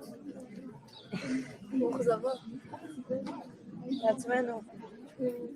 למה? זהו, זה קשה להכיר. כאילו, אנחנו מסתכלים על זה, אני אישית מסתכלת על זה, ואני לא... קשה לי להבין איפה אנחנו נמצאים. עדיין. זאת אומרת, רואים, אבל לא מפנימים. מאכזב, אתה חושב כאילו, מה, אתה פה עושה את הטעות, אתה מתחיל לגישות או משהו. אתה מרגיש כאילו אתה מזלזל בדבר, זה ממש לא ככה. This was my first time in Majdanek as well, and I could relate to the way the kids felt. The horrors were almost impossible to digest. But the kids just couldn't accept the fact that they wouldn't become emotional after all the preparation they'd been through. אני חושבת שאם מוצאים מדריך למסע כזה, אז הוא אמור לדעת, לרגש ולדעת מה היה כאן. אני חושבת לא, אני לא מספיק בזה. אני לא מספיק ממצא את עצמי במסע. את לא צריכה, אבל את לא. אני רק ההתחלה, אוקיי. תקחי את הזמן שלך, את לא צריכה להרגיש רע עם עצמך, שאת לא מצטמרת כל הזמן. אני מרגישה רע עם עצמי שאני מרגישה שאני לא ממצא את עצמי. לא, אבל אז אני אומר עוד פעם, את חובה עכשיו הרבה דברים, תני לעצמך את הזמן, זה מה שאני מבקש, לא יותר מזה.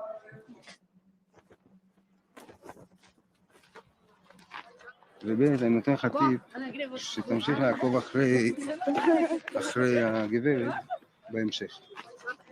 אוקיי? בסדר, תמשיך. יאללה, גייז, עירוני א', אנחנו ממשיכים פה. ופה, ללא טקס קבורה וללא כבוד אחרון, נשרפו מושמדי פה בתנורים האלה, האפר שלהם שימש לדישון אחר כך לגרמנים, הם ניצלו את היהודי מהעבודה שהוא נכנס במחנה העבודה. It occurred to me that after seeing the almost incomprehensible horrors my people have suffered, other people's suffering might seem less significant somehow. I wondered if any of the kids felt this way too. יכול להיות שזאת הבעיה שלנו. שיש לנו את הרף הגבוה הזה. ופתאום אנחנו רואים בחדשות שהרסו נגיד לערבי את הבית, שצה"ל פוצץ, אנחנו אומרים, לא נורא, לנו היה דברים יותר גרועים. אותנו לקחו ברכבות וגרמו ליהודים לראות ביהודים. זה כבר נראה, יכול להיות שזה... אני דווקא חושב שאני אחרי... כי וואלה שאני רואה את זה בטלוויזיה, זה לא מפריע לי, כי אני כאילו, בסדר, לא נורא, הערבים האלה יש להם הרבה. Nofar was not the only one thinking about the Israeli-Palestinian conflict in relation to anti-Semitism. Professor Norman Finkelstein, a Jewish academic from DePaul University in Chicago, has written a book called The Holocaust Industry, in which he accuses parts of the Jewish establishment of making cynical political use of the Holocaust. Dr. Finkelstein, you have some visitors? Whenever Israel faces a public relations debacle or comes under pressure to resolve the Israel-Palestine conflict, they start up this extravaganza called the new anti-Semitism. As it's usually understood, anti-Semitism means an irrational hatred of Jews, born simply of the fact that they are Jewish. But that's not what's going on. Here it's a hostility born of the fact that the state which claims to represent them is engaged in quite brutal violence. I'm sure lots of people I meet have this, what you say, deep down inside, they have this kind of queasy feeling about Jews. I'm sure that's true. But did it have any real substantial repercussions on me in life? The answer is just no. There's a kind of pathological narcissism, navel contemplation. When you are the richest, wealthiest, most successful ethnic group in the United States, you've got the world on a platter, and you sit around and you're talking about anti-Semitism. It's just kind of shameful, I think. At the time I first interviewed Finkelstein, I didn't realize what a controversial figure he was in the eyes of the Jewish establishment. Finkelstein, the son of Holocaust survivors, has been labeled a self-hating Jew, a Holocaust denier, and a madman. I had interviews stopped at the very mention of his name. I know if you Google Norman Finkelstein and Holocaust denier, nowadays you'll get about 10,000 websites. Well, if I'm a Holocaust denier, I would have to be certifiably insane. I would have to be clinically insane. Because given who my parents were, for me to be denying the Nazi Holocaust, I'd have to be clinically insane. So you have to judge for yourself. You may disagree with me, but is it your impression that I'm clinically insane? Now, if you think I'm not, then you have to wonder, why are those 10,000 websites saying that? Recently, there's this talk about the new anti-Semitism, which is very related to Israel. And I've been heard that from Jews outside of Israel, saying Israel is the cause that anti-Semitism is now, that we are suffering from anti-Semitism. Well, I would say that is nonsense. That comes from insecure Jews. I think people use Israel as an excuse to rationalize and legitimize, because in many places of the world, anti-Semitism is not acceptable. It's not polite, it's not proper. But if you can camouflage it, if you can find a platform of a news event, of a political discourse, then you use it. And we find every time there is conflict in the Middle East between Israel and somebody else, the level of anti-Semitism spikes. Why? Because the anti-Semites come out of their woodwork, and now they can express themselves in their anti-Semitism in what they consider a legitimate, licensed way.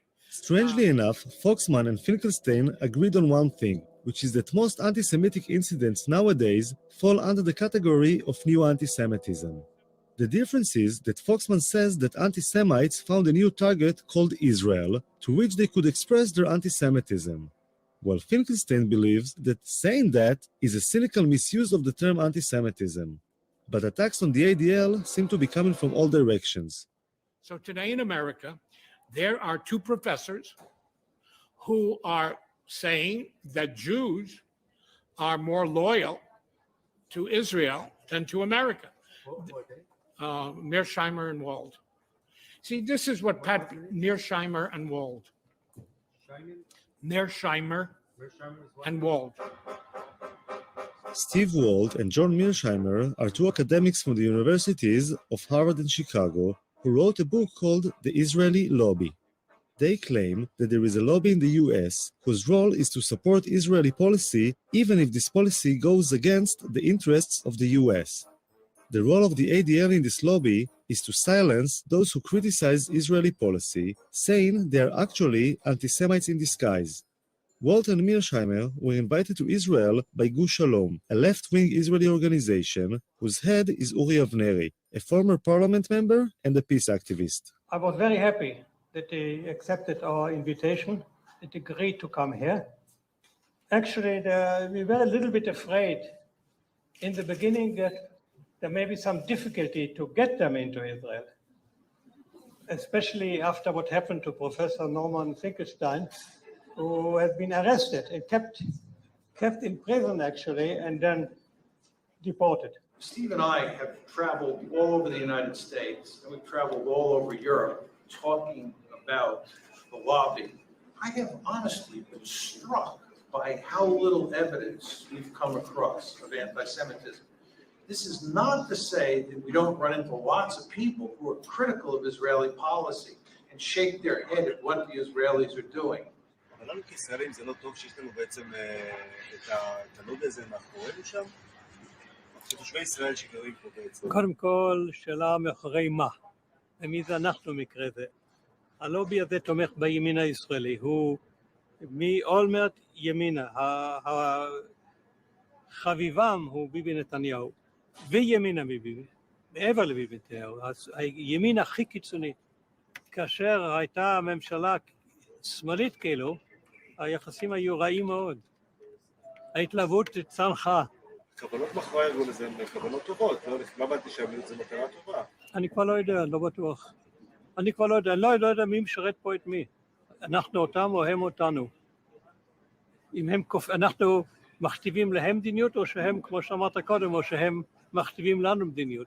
אף אחד מהם לא לוחם באנטישמיות. הם לוחמים נגד ביקורת על ישראל. זה שני דברים לחלוטין שונים. כמעט שאין אנטישמיות באמריקה, זה אגדה. אין, ממש אין. לו הייתה, גם השדולה הייתה מתנהגת אחרת. אין.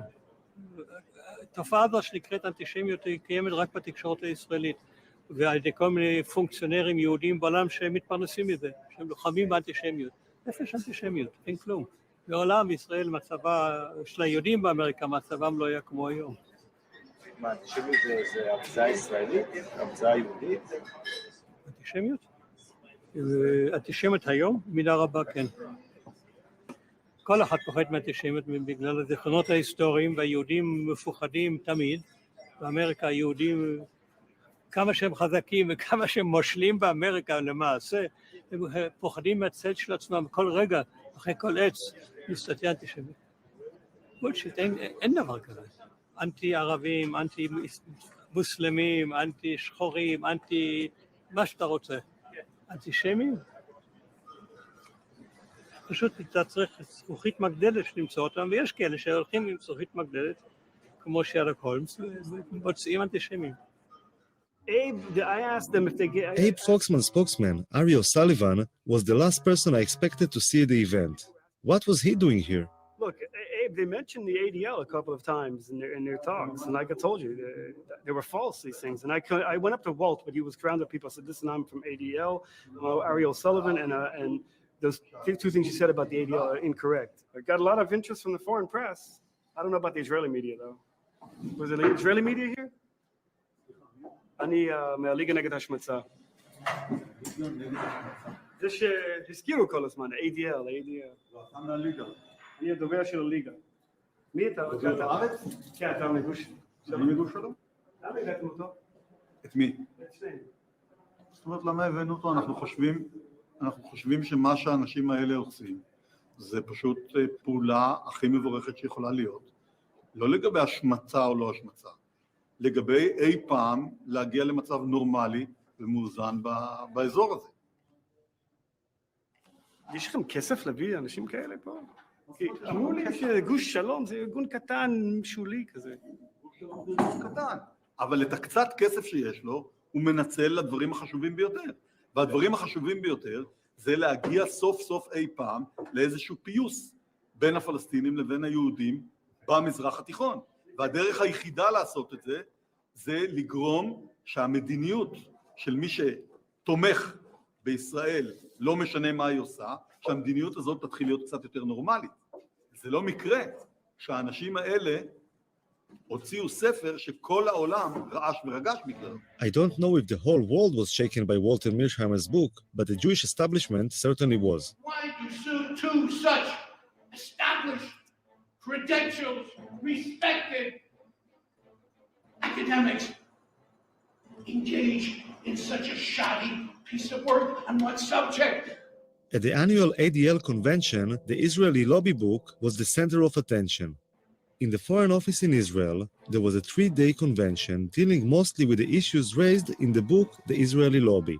Never before had the question of whether anti-Semitism and anti-Zionism are the same thing seemed so important. Experts and speakers from all over the world said the same thing. that those who attack Israel are doing so simply because they are anti-Semites in disguise.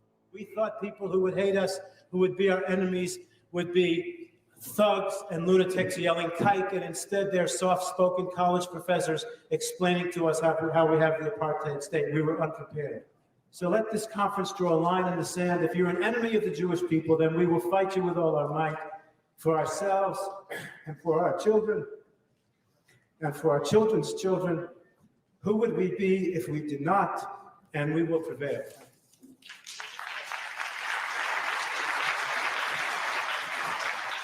After 3 days, something happened which was more or less the equivalent of a bomb being thrown into the room. If you came down from space, you would think, having looked at this conference, that there was absolutely no problem in the West Bank or in Gaza. One element of the reason why so many people around the world are angry with Israel is because of the continuing settlement and occupation of Palestinian land, and because Israel, which has state power, has not done enough to end the occupation. One of the reasons. Such an occupation cannot be sustained without racism, without violence, and without humiliation against the people who are occupied. Thank you. I don't get it. I just don't get it unless you were ironic.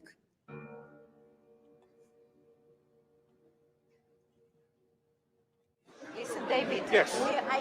We appreciate your work. We invited you to speak. Yes. But what you did today was a kind of preaching about looking for human rights that we don't have. This is more or less what you said. There are problems with human rights in the we territory. don't say It's that. insinuative. What do you say? No, Not I only choose to say something which has not yet been said by everybody. Just It's for very the simple. provocation? No, not for the provocation, because Palestine was not mentioned It was in this mentioned conference. all Not over. once, maybe by guilt. It was mentioned It was mentioned yesterday as over. Palestine is the anti-nation.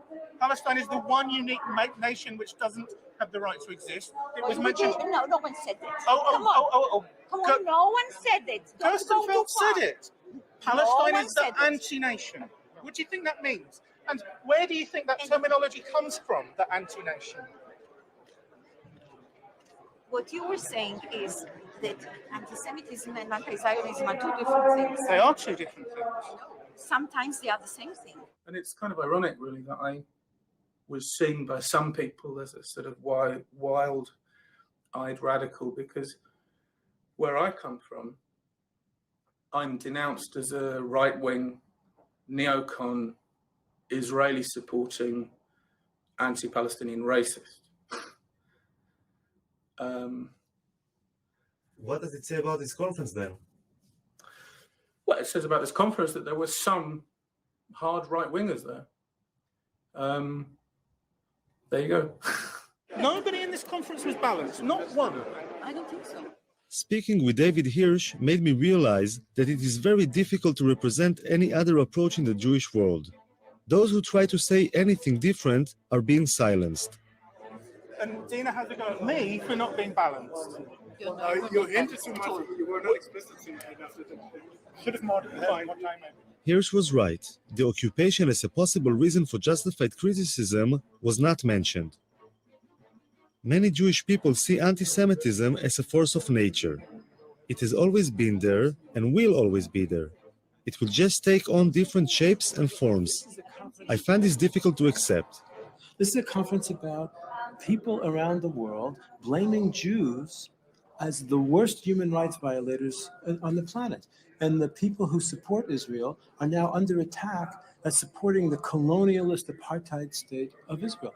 This is a warrant for attack on Jewish people. It is internationally recognized that anti-Zionism is sometimes anti-Semitism. You know what? And who As an Israeli, this is the only thing that gives me hope, to differentiate these two.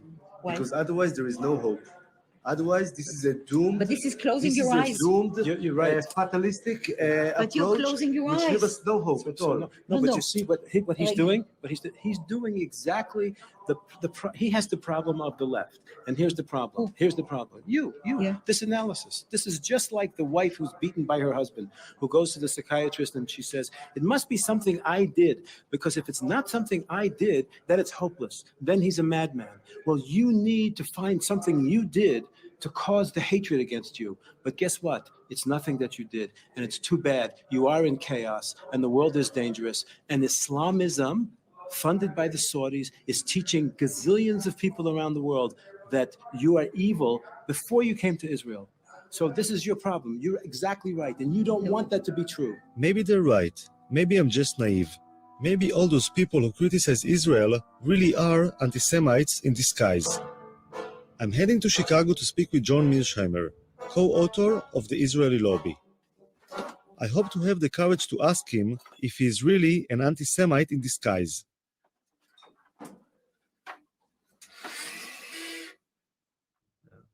But did you like kind of like took a few minutes to question yourself when you've been blamed as being anti-Semite? Like, did you try to think about it, like, you know, between yourself and yourself, you know, like, I don't know if you have this expression, like within yourself, like, did you take some moment to think maybe some of it was like influenced by something which is, you know, could be interpreted as like anti-Semitism? No, because I'm not anti-Semitic, and I never had any doubt that I wasn't anti-Semitic, and I just didn't see any need to do this. My arguments are not in any way, shape, or form hostile to Jews or hostile to the state of Israel. And in fact, Steve Walt and I go to great lengths in the books to make in the book and in the article to make the case that we think the lobby's policies are not in Israel's interest or in America's interest. And we believe that the policies that we're pushing and the arguments that we're making are better for Israel and better for the United States. Now, one can disagree with that, but those arguments that we're making are not anti-Semitic, and we're not anti-Semites. Of course, it's almost impossible to prove that you're not an anti-Semite, which is one reason that this charge is so effective. How does one say, I'm not anti-Semitic, and convince people who say you are? My best friend is right. That's what you end up saying, that my best friends are Jews. And some of my best friends are Jews. And of course, this is not a very convincing argument. In fact, it's an argument that's almost guaranteed to lose. There's no question that anti-Semitism has been a poisonous and potent phenomenon over time. And there's no question that someone like Abe Foxman, who grew up as an infant and a young boy in Europe during the Holocaust, is going to be affected by that history of anti-Semitism. They say that eventually it's bad for Israel as well, not only for the United States, but this policy eventually will be bad for Israel as well. But that's not their goddamn business. Who the hell asked them to decide what's good for you? You know, who are they? Who are they who come to a judgment what will provide safety and security for you? Keep in mind, that's not their business. Look, I have an obsession in this place with one thing, which we need to find a way. The latest battle Abe Foxman had taken upon himself against the anti-Semitic Polish dolls made me realize that his devotion to Israel is only part of the overall picture. Traditional Jew, I would say even stereotypic Jew, holding a bag of money and a zloty. It's a good luck charm to buy people if they go into a new house or business, because the Jews are so good with money. It is disgusting. It is disgusting. And now in the economic crisis, you want to know how serious Jews and money is? Jews are money. Is that what you want? But somebody's losing money. It's not a bad thing, you know. You know what? We're in Auschwitz. Those are the things that paved the stones to lead to Auschwitz. Because if Jews have money, you can get rid of the Jews. You can get their money. What kind of a good thing is that? Foxman is like a very sensitive radar for Jewish issues. The memory of the Holocaust is always in the background. like a warning sign of what can happen if things are not dealt with at the right time. I want to ask you a question. Look over here. Do you see a Holocaust coming? It's crazy. There's so much hunger, so much starvation in the world. So many people are suffering. And you want me to get excited about some idiot painting a swastika somewhere? Finkelstein lost his job at the university because of what he claims was pressure from the Israeli lobby. Then he was denied entry to Israel because he was, as the authorities described, a security hazard, which being Jewish himself is probably unprecedented. Finkelstein reminds me of the biblical prophets of doom, who were always being pelted with stones for saying things nobody wanted to hear. One of the major kind of claims I hear from people like the ADL or other Jewish people is that, like, how come always people picking up on Israel? How come there are so much injustice in other parts of the world and nobody speaks about? What is the reason for that? I think people listen. I opened the radio. I hear nonstop about Sudan. I hear nonstop about Tibet. I hear nonstop about Darfur. I hear a lot. The only place I hear excuses made for is Israel. That's the place where I hear excuses. And we do have to remember, it is the oldest occupation in the world. I mean, 40 years really is enough. It's older than you. It's older than you, the occupation. Doesn't that kind of stun you? The irony is that the Nazi Holocaust has now become the main ideological weapon for launching wars of aggression. Every time you want to launch a war of aggression, drag in the Nazi Holocaust. It's the suffering then used as another pretext or excuse to humiliate, degrade, and torture the Palestinians. That's the problem. The suffering comes as a package. It then comes, here is the suffering, now we blow up your house. Here is the suffering, now we take your land.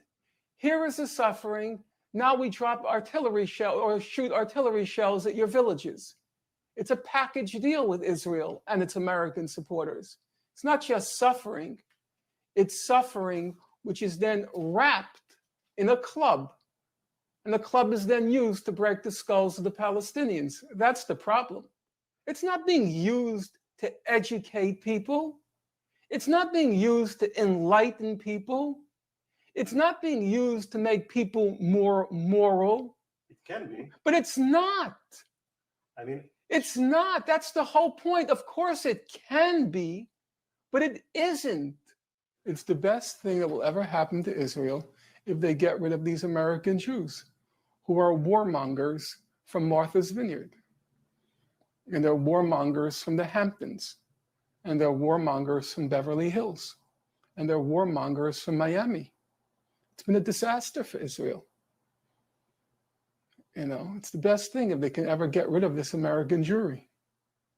It's a curse. For Finkelstein, Foxman is the main enemy. You see, that's why you're not going to get people's attention, for things like that. Some people laugh. You're comparing Foxman to Hitler. That's kind of. It's an insult to Hitler. Hitler at least didn't do it for money. Finkelstein took his own trauma as the son of Holocaust survivors to the opposite extreme. When I asked him if he had any sympathy for the Israeli victims as well as for the Palestinians, he compared Israeli casualties to the German casualties in World War II. You're funny. I have to tell you, you're funny. You come from a society in which everyone calls everyone a Nazi, right? They called Rabin a Nazi, Ben-Gurion called Jabotinsky a Nazi, Jabotinsky called Ben-Gurion a Nazi, Begin called Ben-Gurion a Nazi. They all said, each of them said one is worse than Hitler. That's the whole language of your society. It's also the language I grew up with. Everything in my house The food worse than Auschwitz. The clothes worse than that. That's the house you grow up in. And all of a sudden, you get so pious when they go like that. Your whole society is like that. Why was Rabin? You don't remember when they made Rabin with the SS before he was shot? And then you all of a sudden get so pious. I just think about like how people... Because of what? Because of Abe Foxman? We have to be pious with Abe Foxman? A hoodlum and a thug? I'm just trying to think how other people will perceive it. You know, for myself, you know, you can go and do it all day long. You know, I did it with you. You're an Israeli. Yeah, but it's on film. You know, it's on film. You know, other people will see it afterwards. Then take it out. That's why you're an editor. No, that's obviously, you know, should stay in the film. You know, I'm that's fine. You think I care? You think I care?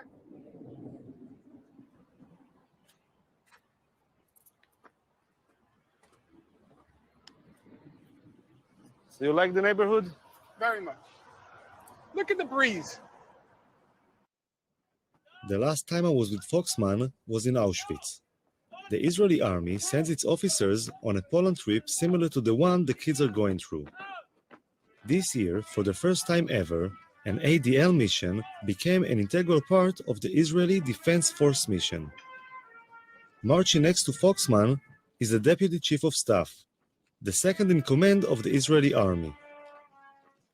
On Foxman's left is the Israeli ambassador to Poland.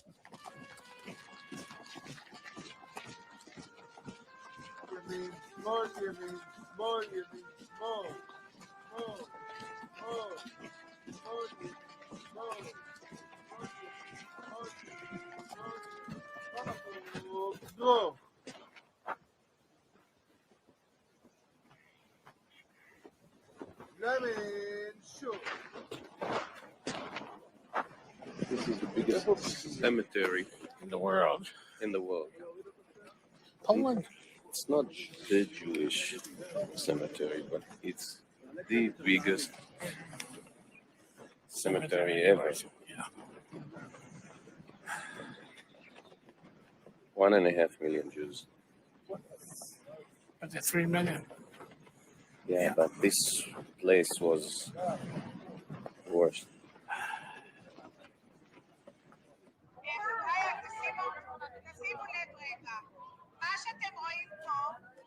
אנחנו חיים בתחושה שמוות מלווה אותנו כל הזמן. והאם התחושה הזאת היא טובה או לא, אני לא יודע. כלומר, כל הזמן עוטפת מעלינו, ופה אתה רואה את זה בעוד שהפכו את זה לתעשייה. תעשיית המוות. הגרמנים התחילו עם זה, ואנחנו היום מנציחים את התעשייה הזאת. אתמול אני חשבתי הרבה האם אנחנו, ואמרתי לך את זה בשיחה, האם מצעד החיים הזה זה דבר טוב או רע, כל המפעל הזה. אנחנו מנציחים את המוות, ואנחנו בכך לא הופכים לעם נורמלי. זה שאנחנו שמים דגש על המוות ועל מה שקרה, וצריך לזכור, לא שום ספק. אנחנו יותר מדי חיים בתוך זה, וזה גורם לנו לא להיות עם נורמלי, זה גורם לנו להיות עם... זה גורם לנו להיות...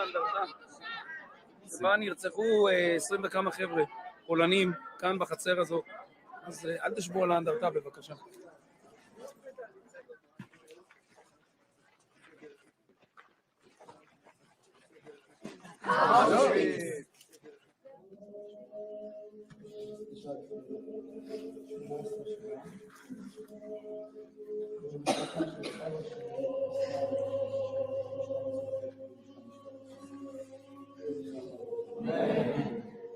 קסניה גירשפונט, שאין את שנת היא רצחה,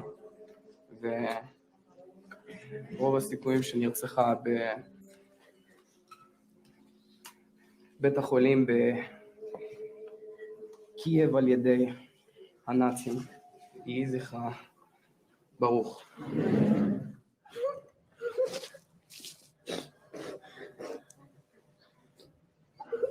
היו הרבה מזוודות, שעל כל מזוודה היה רשום שם.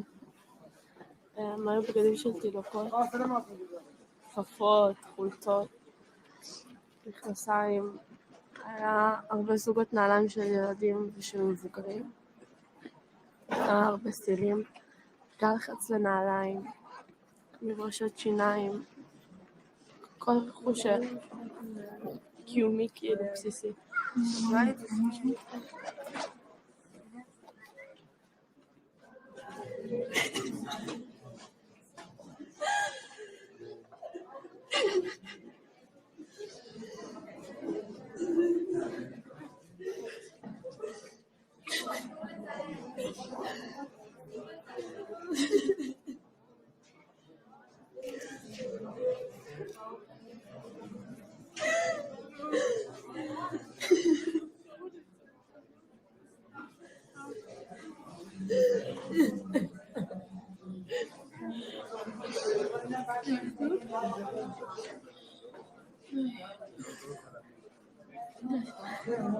את אומרת די, אבל מה היה לנו כבר?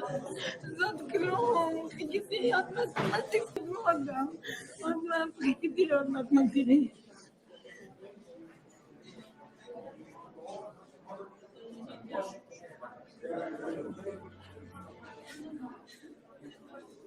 זה עכשיו זה שרוצחים אותך בגלל הנאום שלך, זהו, גם בגלל הנאום שלך, שלא עשיתי כלום. שלא עשיתי כלום.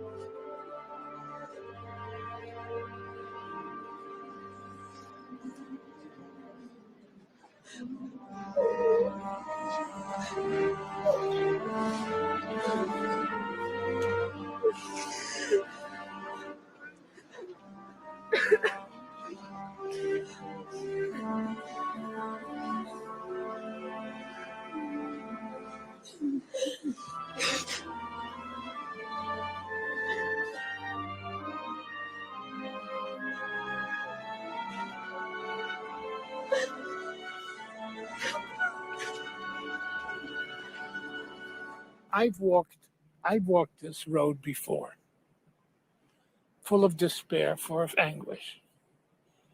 To walk and feel the strength behind you of 150 officers of all the levels of the Israeli army. I walked with pride. I walked with hope. I hope with strength.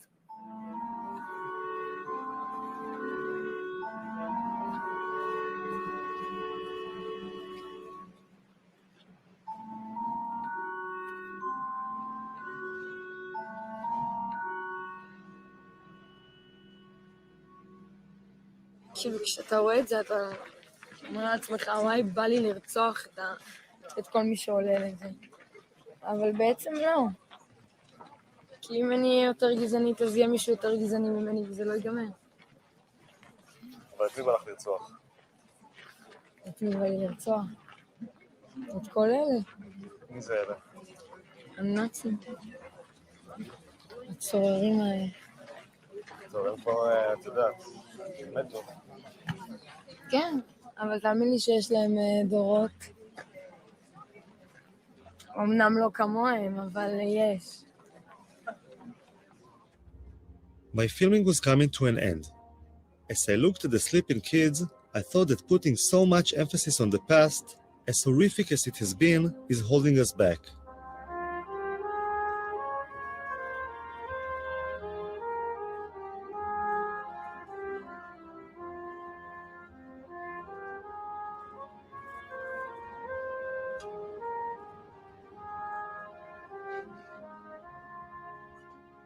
Maybe it's about time to live in the present and look to the future.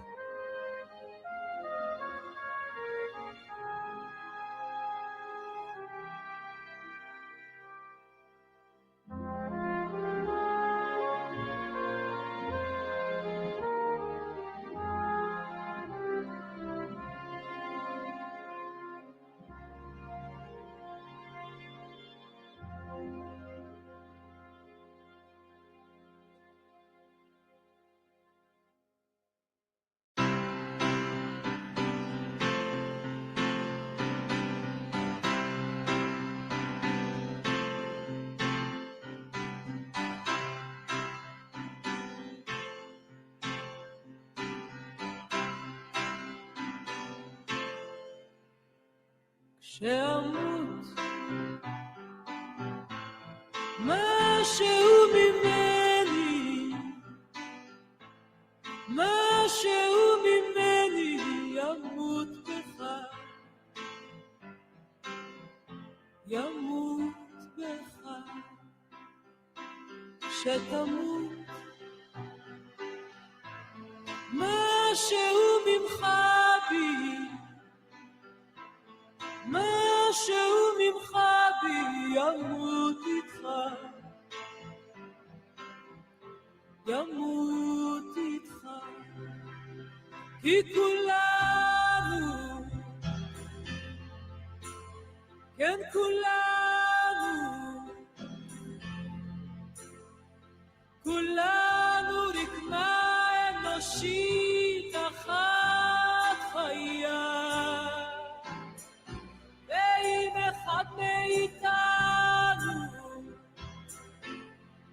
הולך מעימנו, משהו מת בנו, משהו נשאר איתו.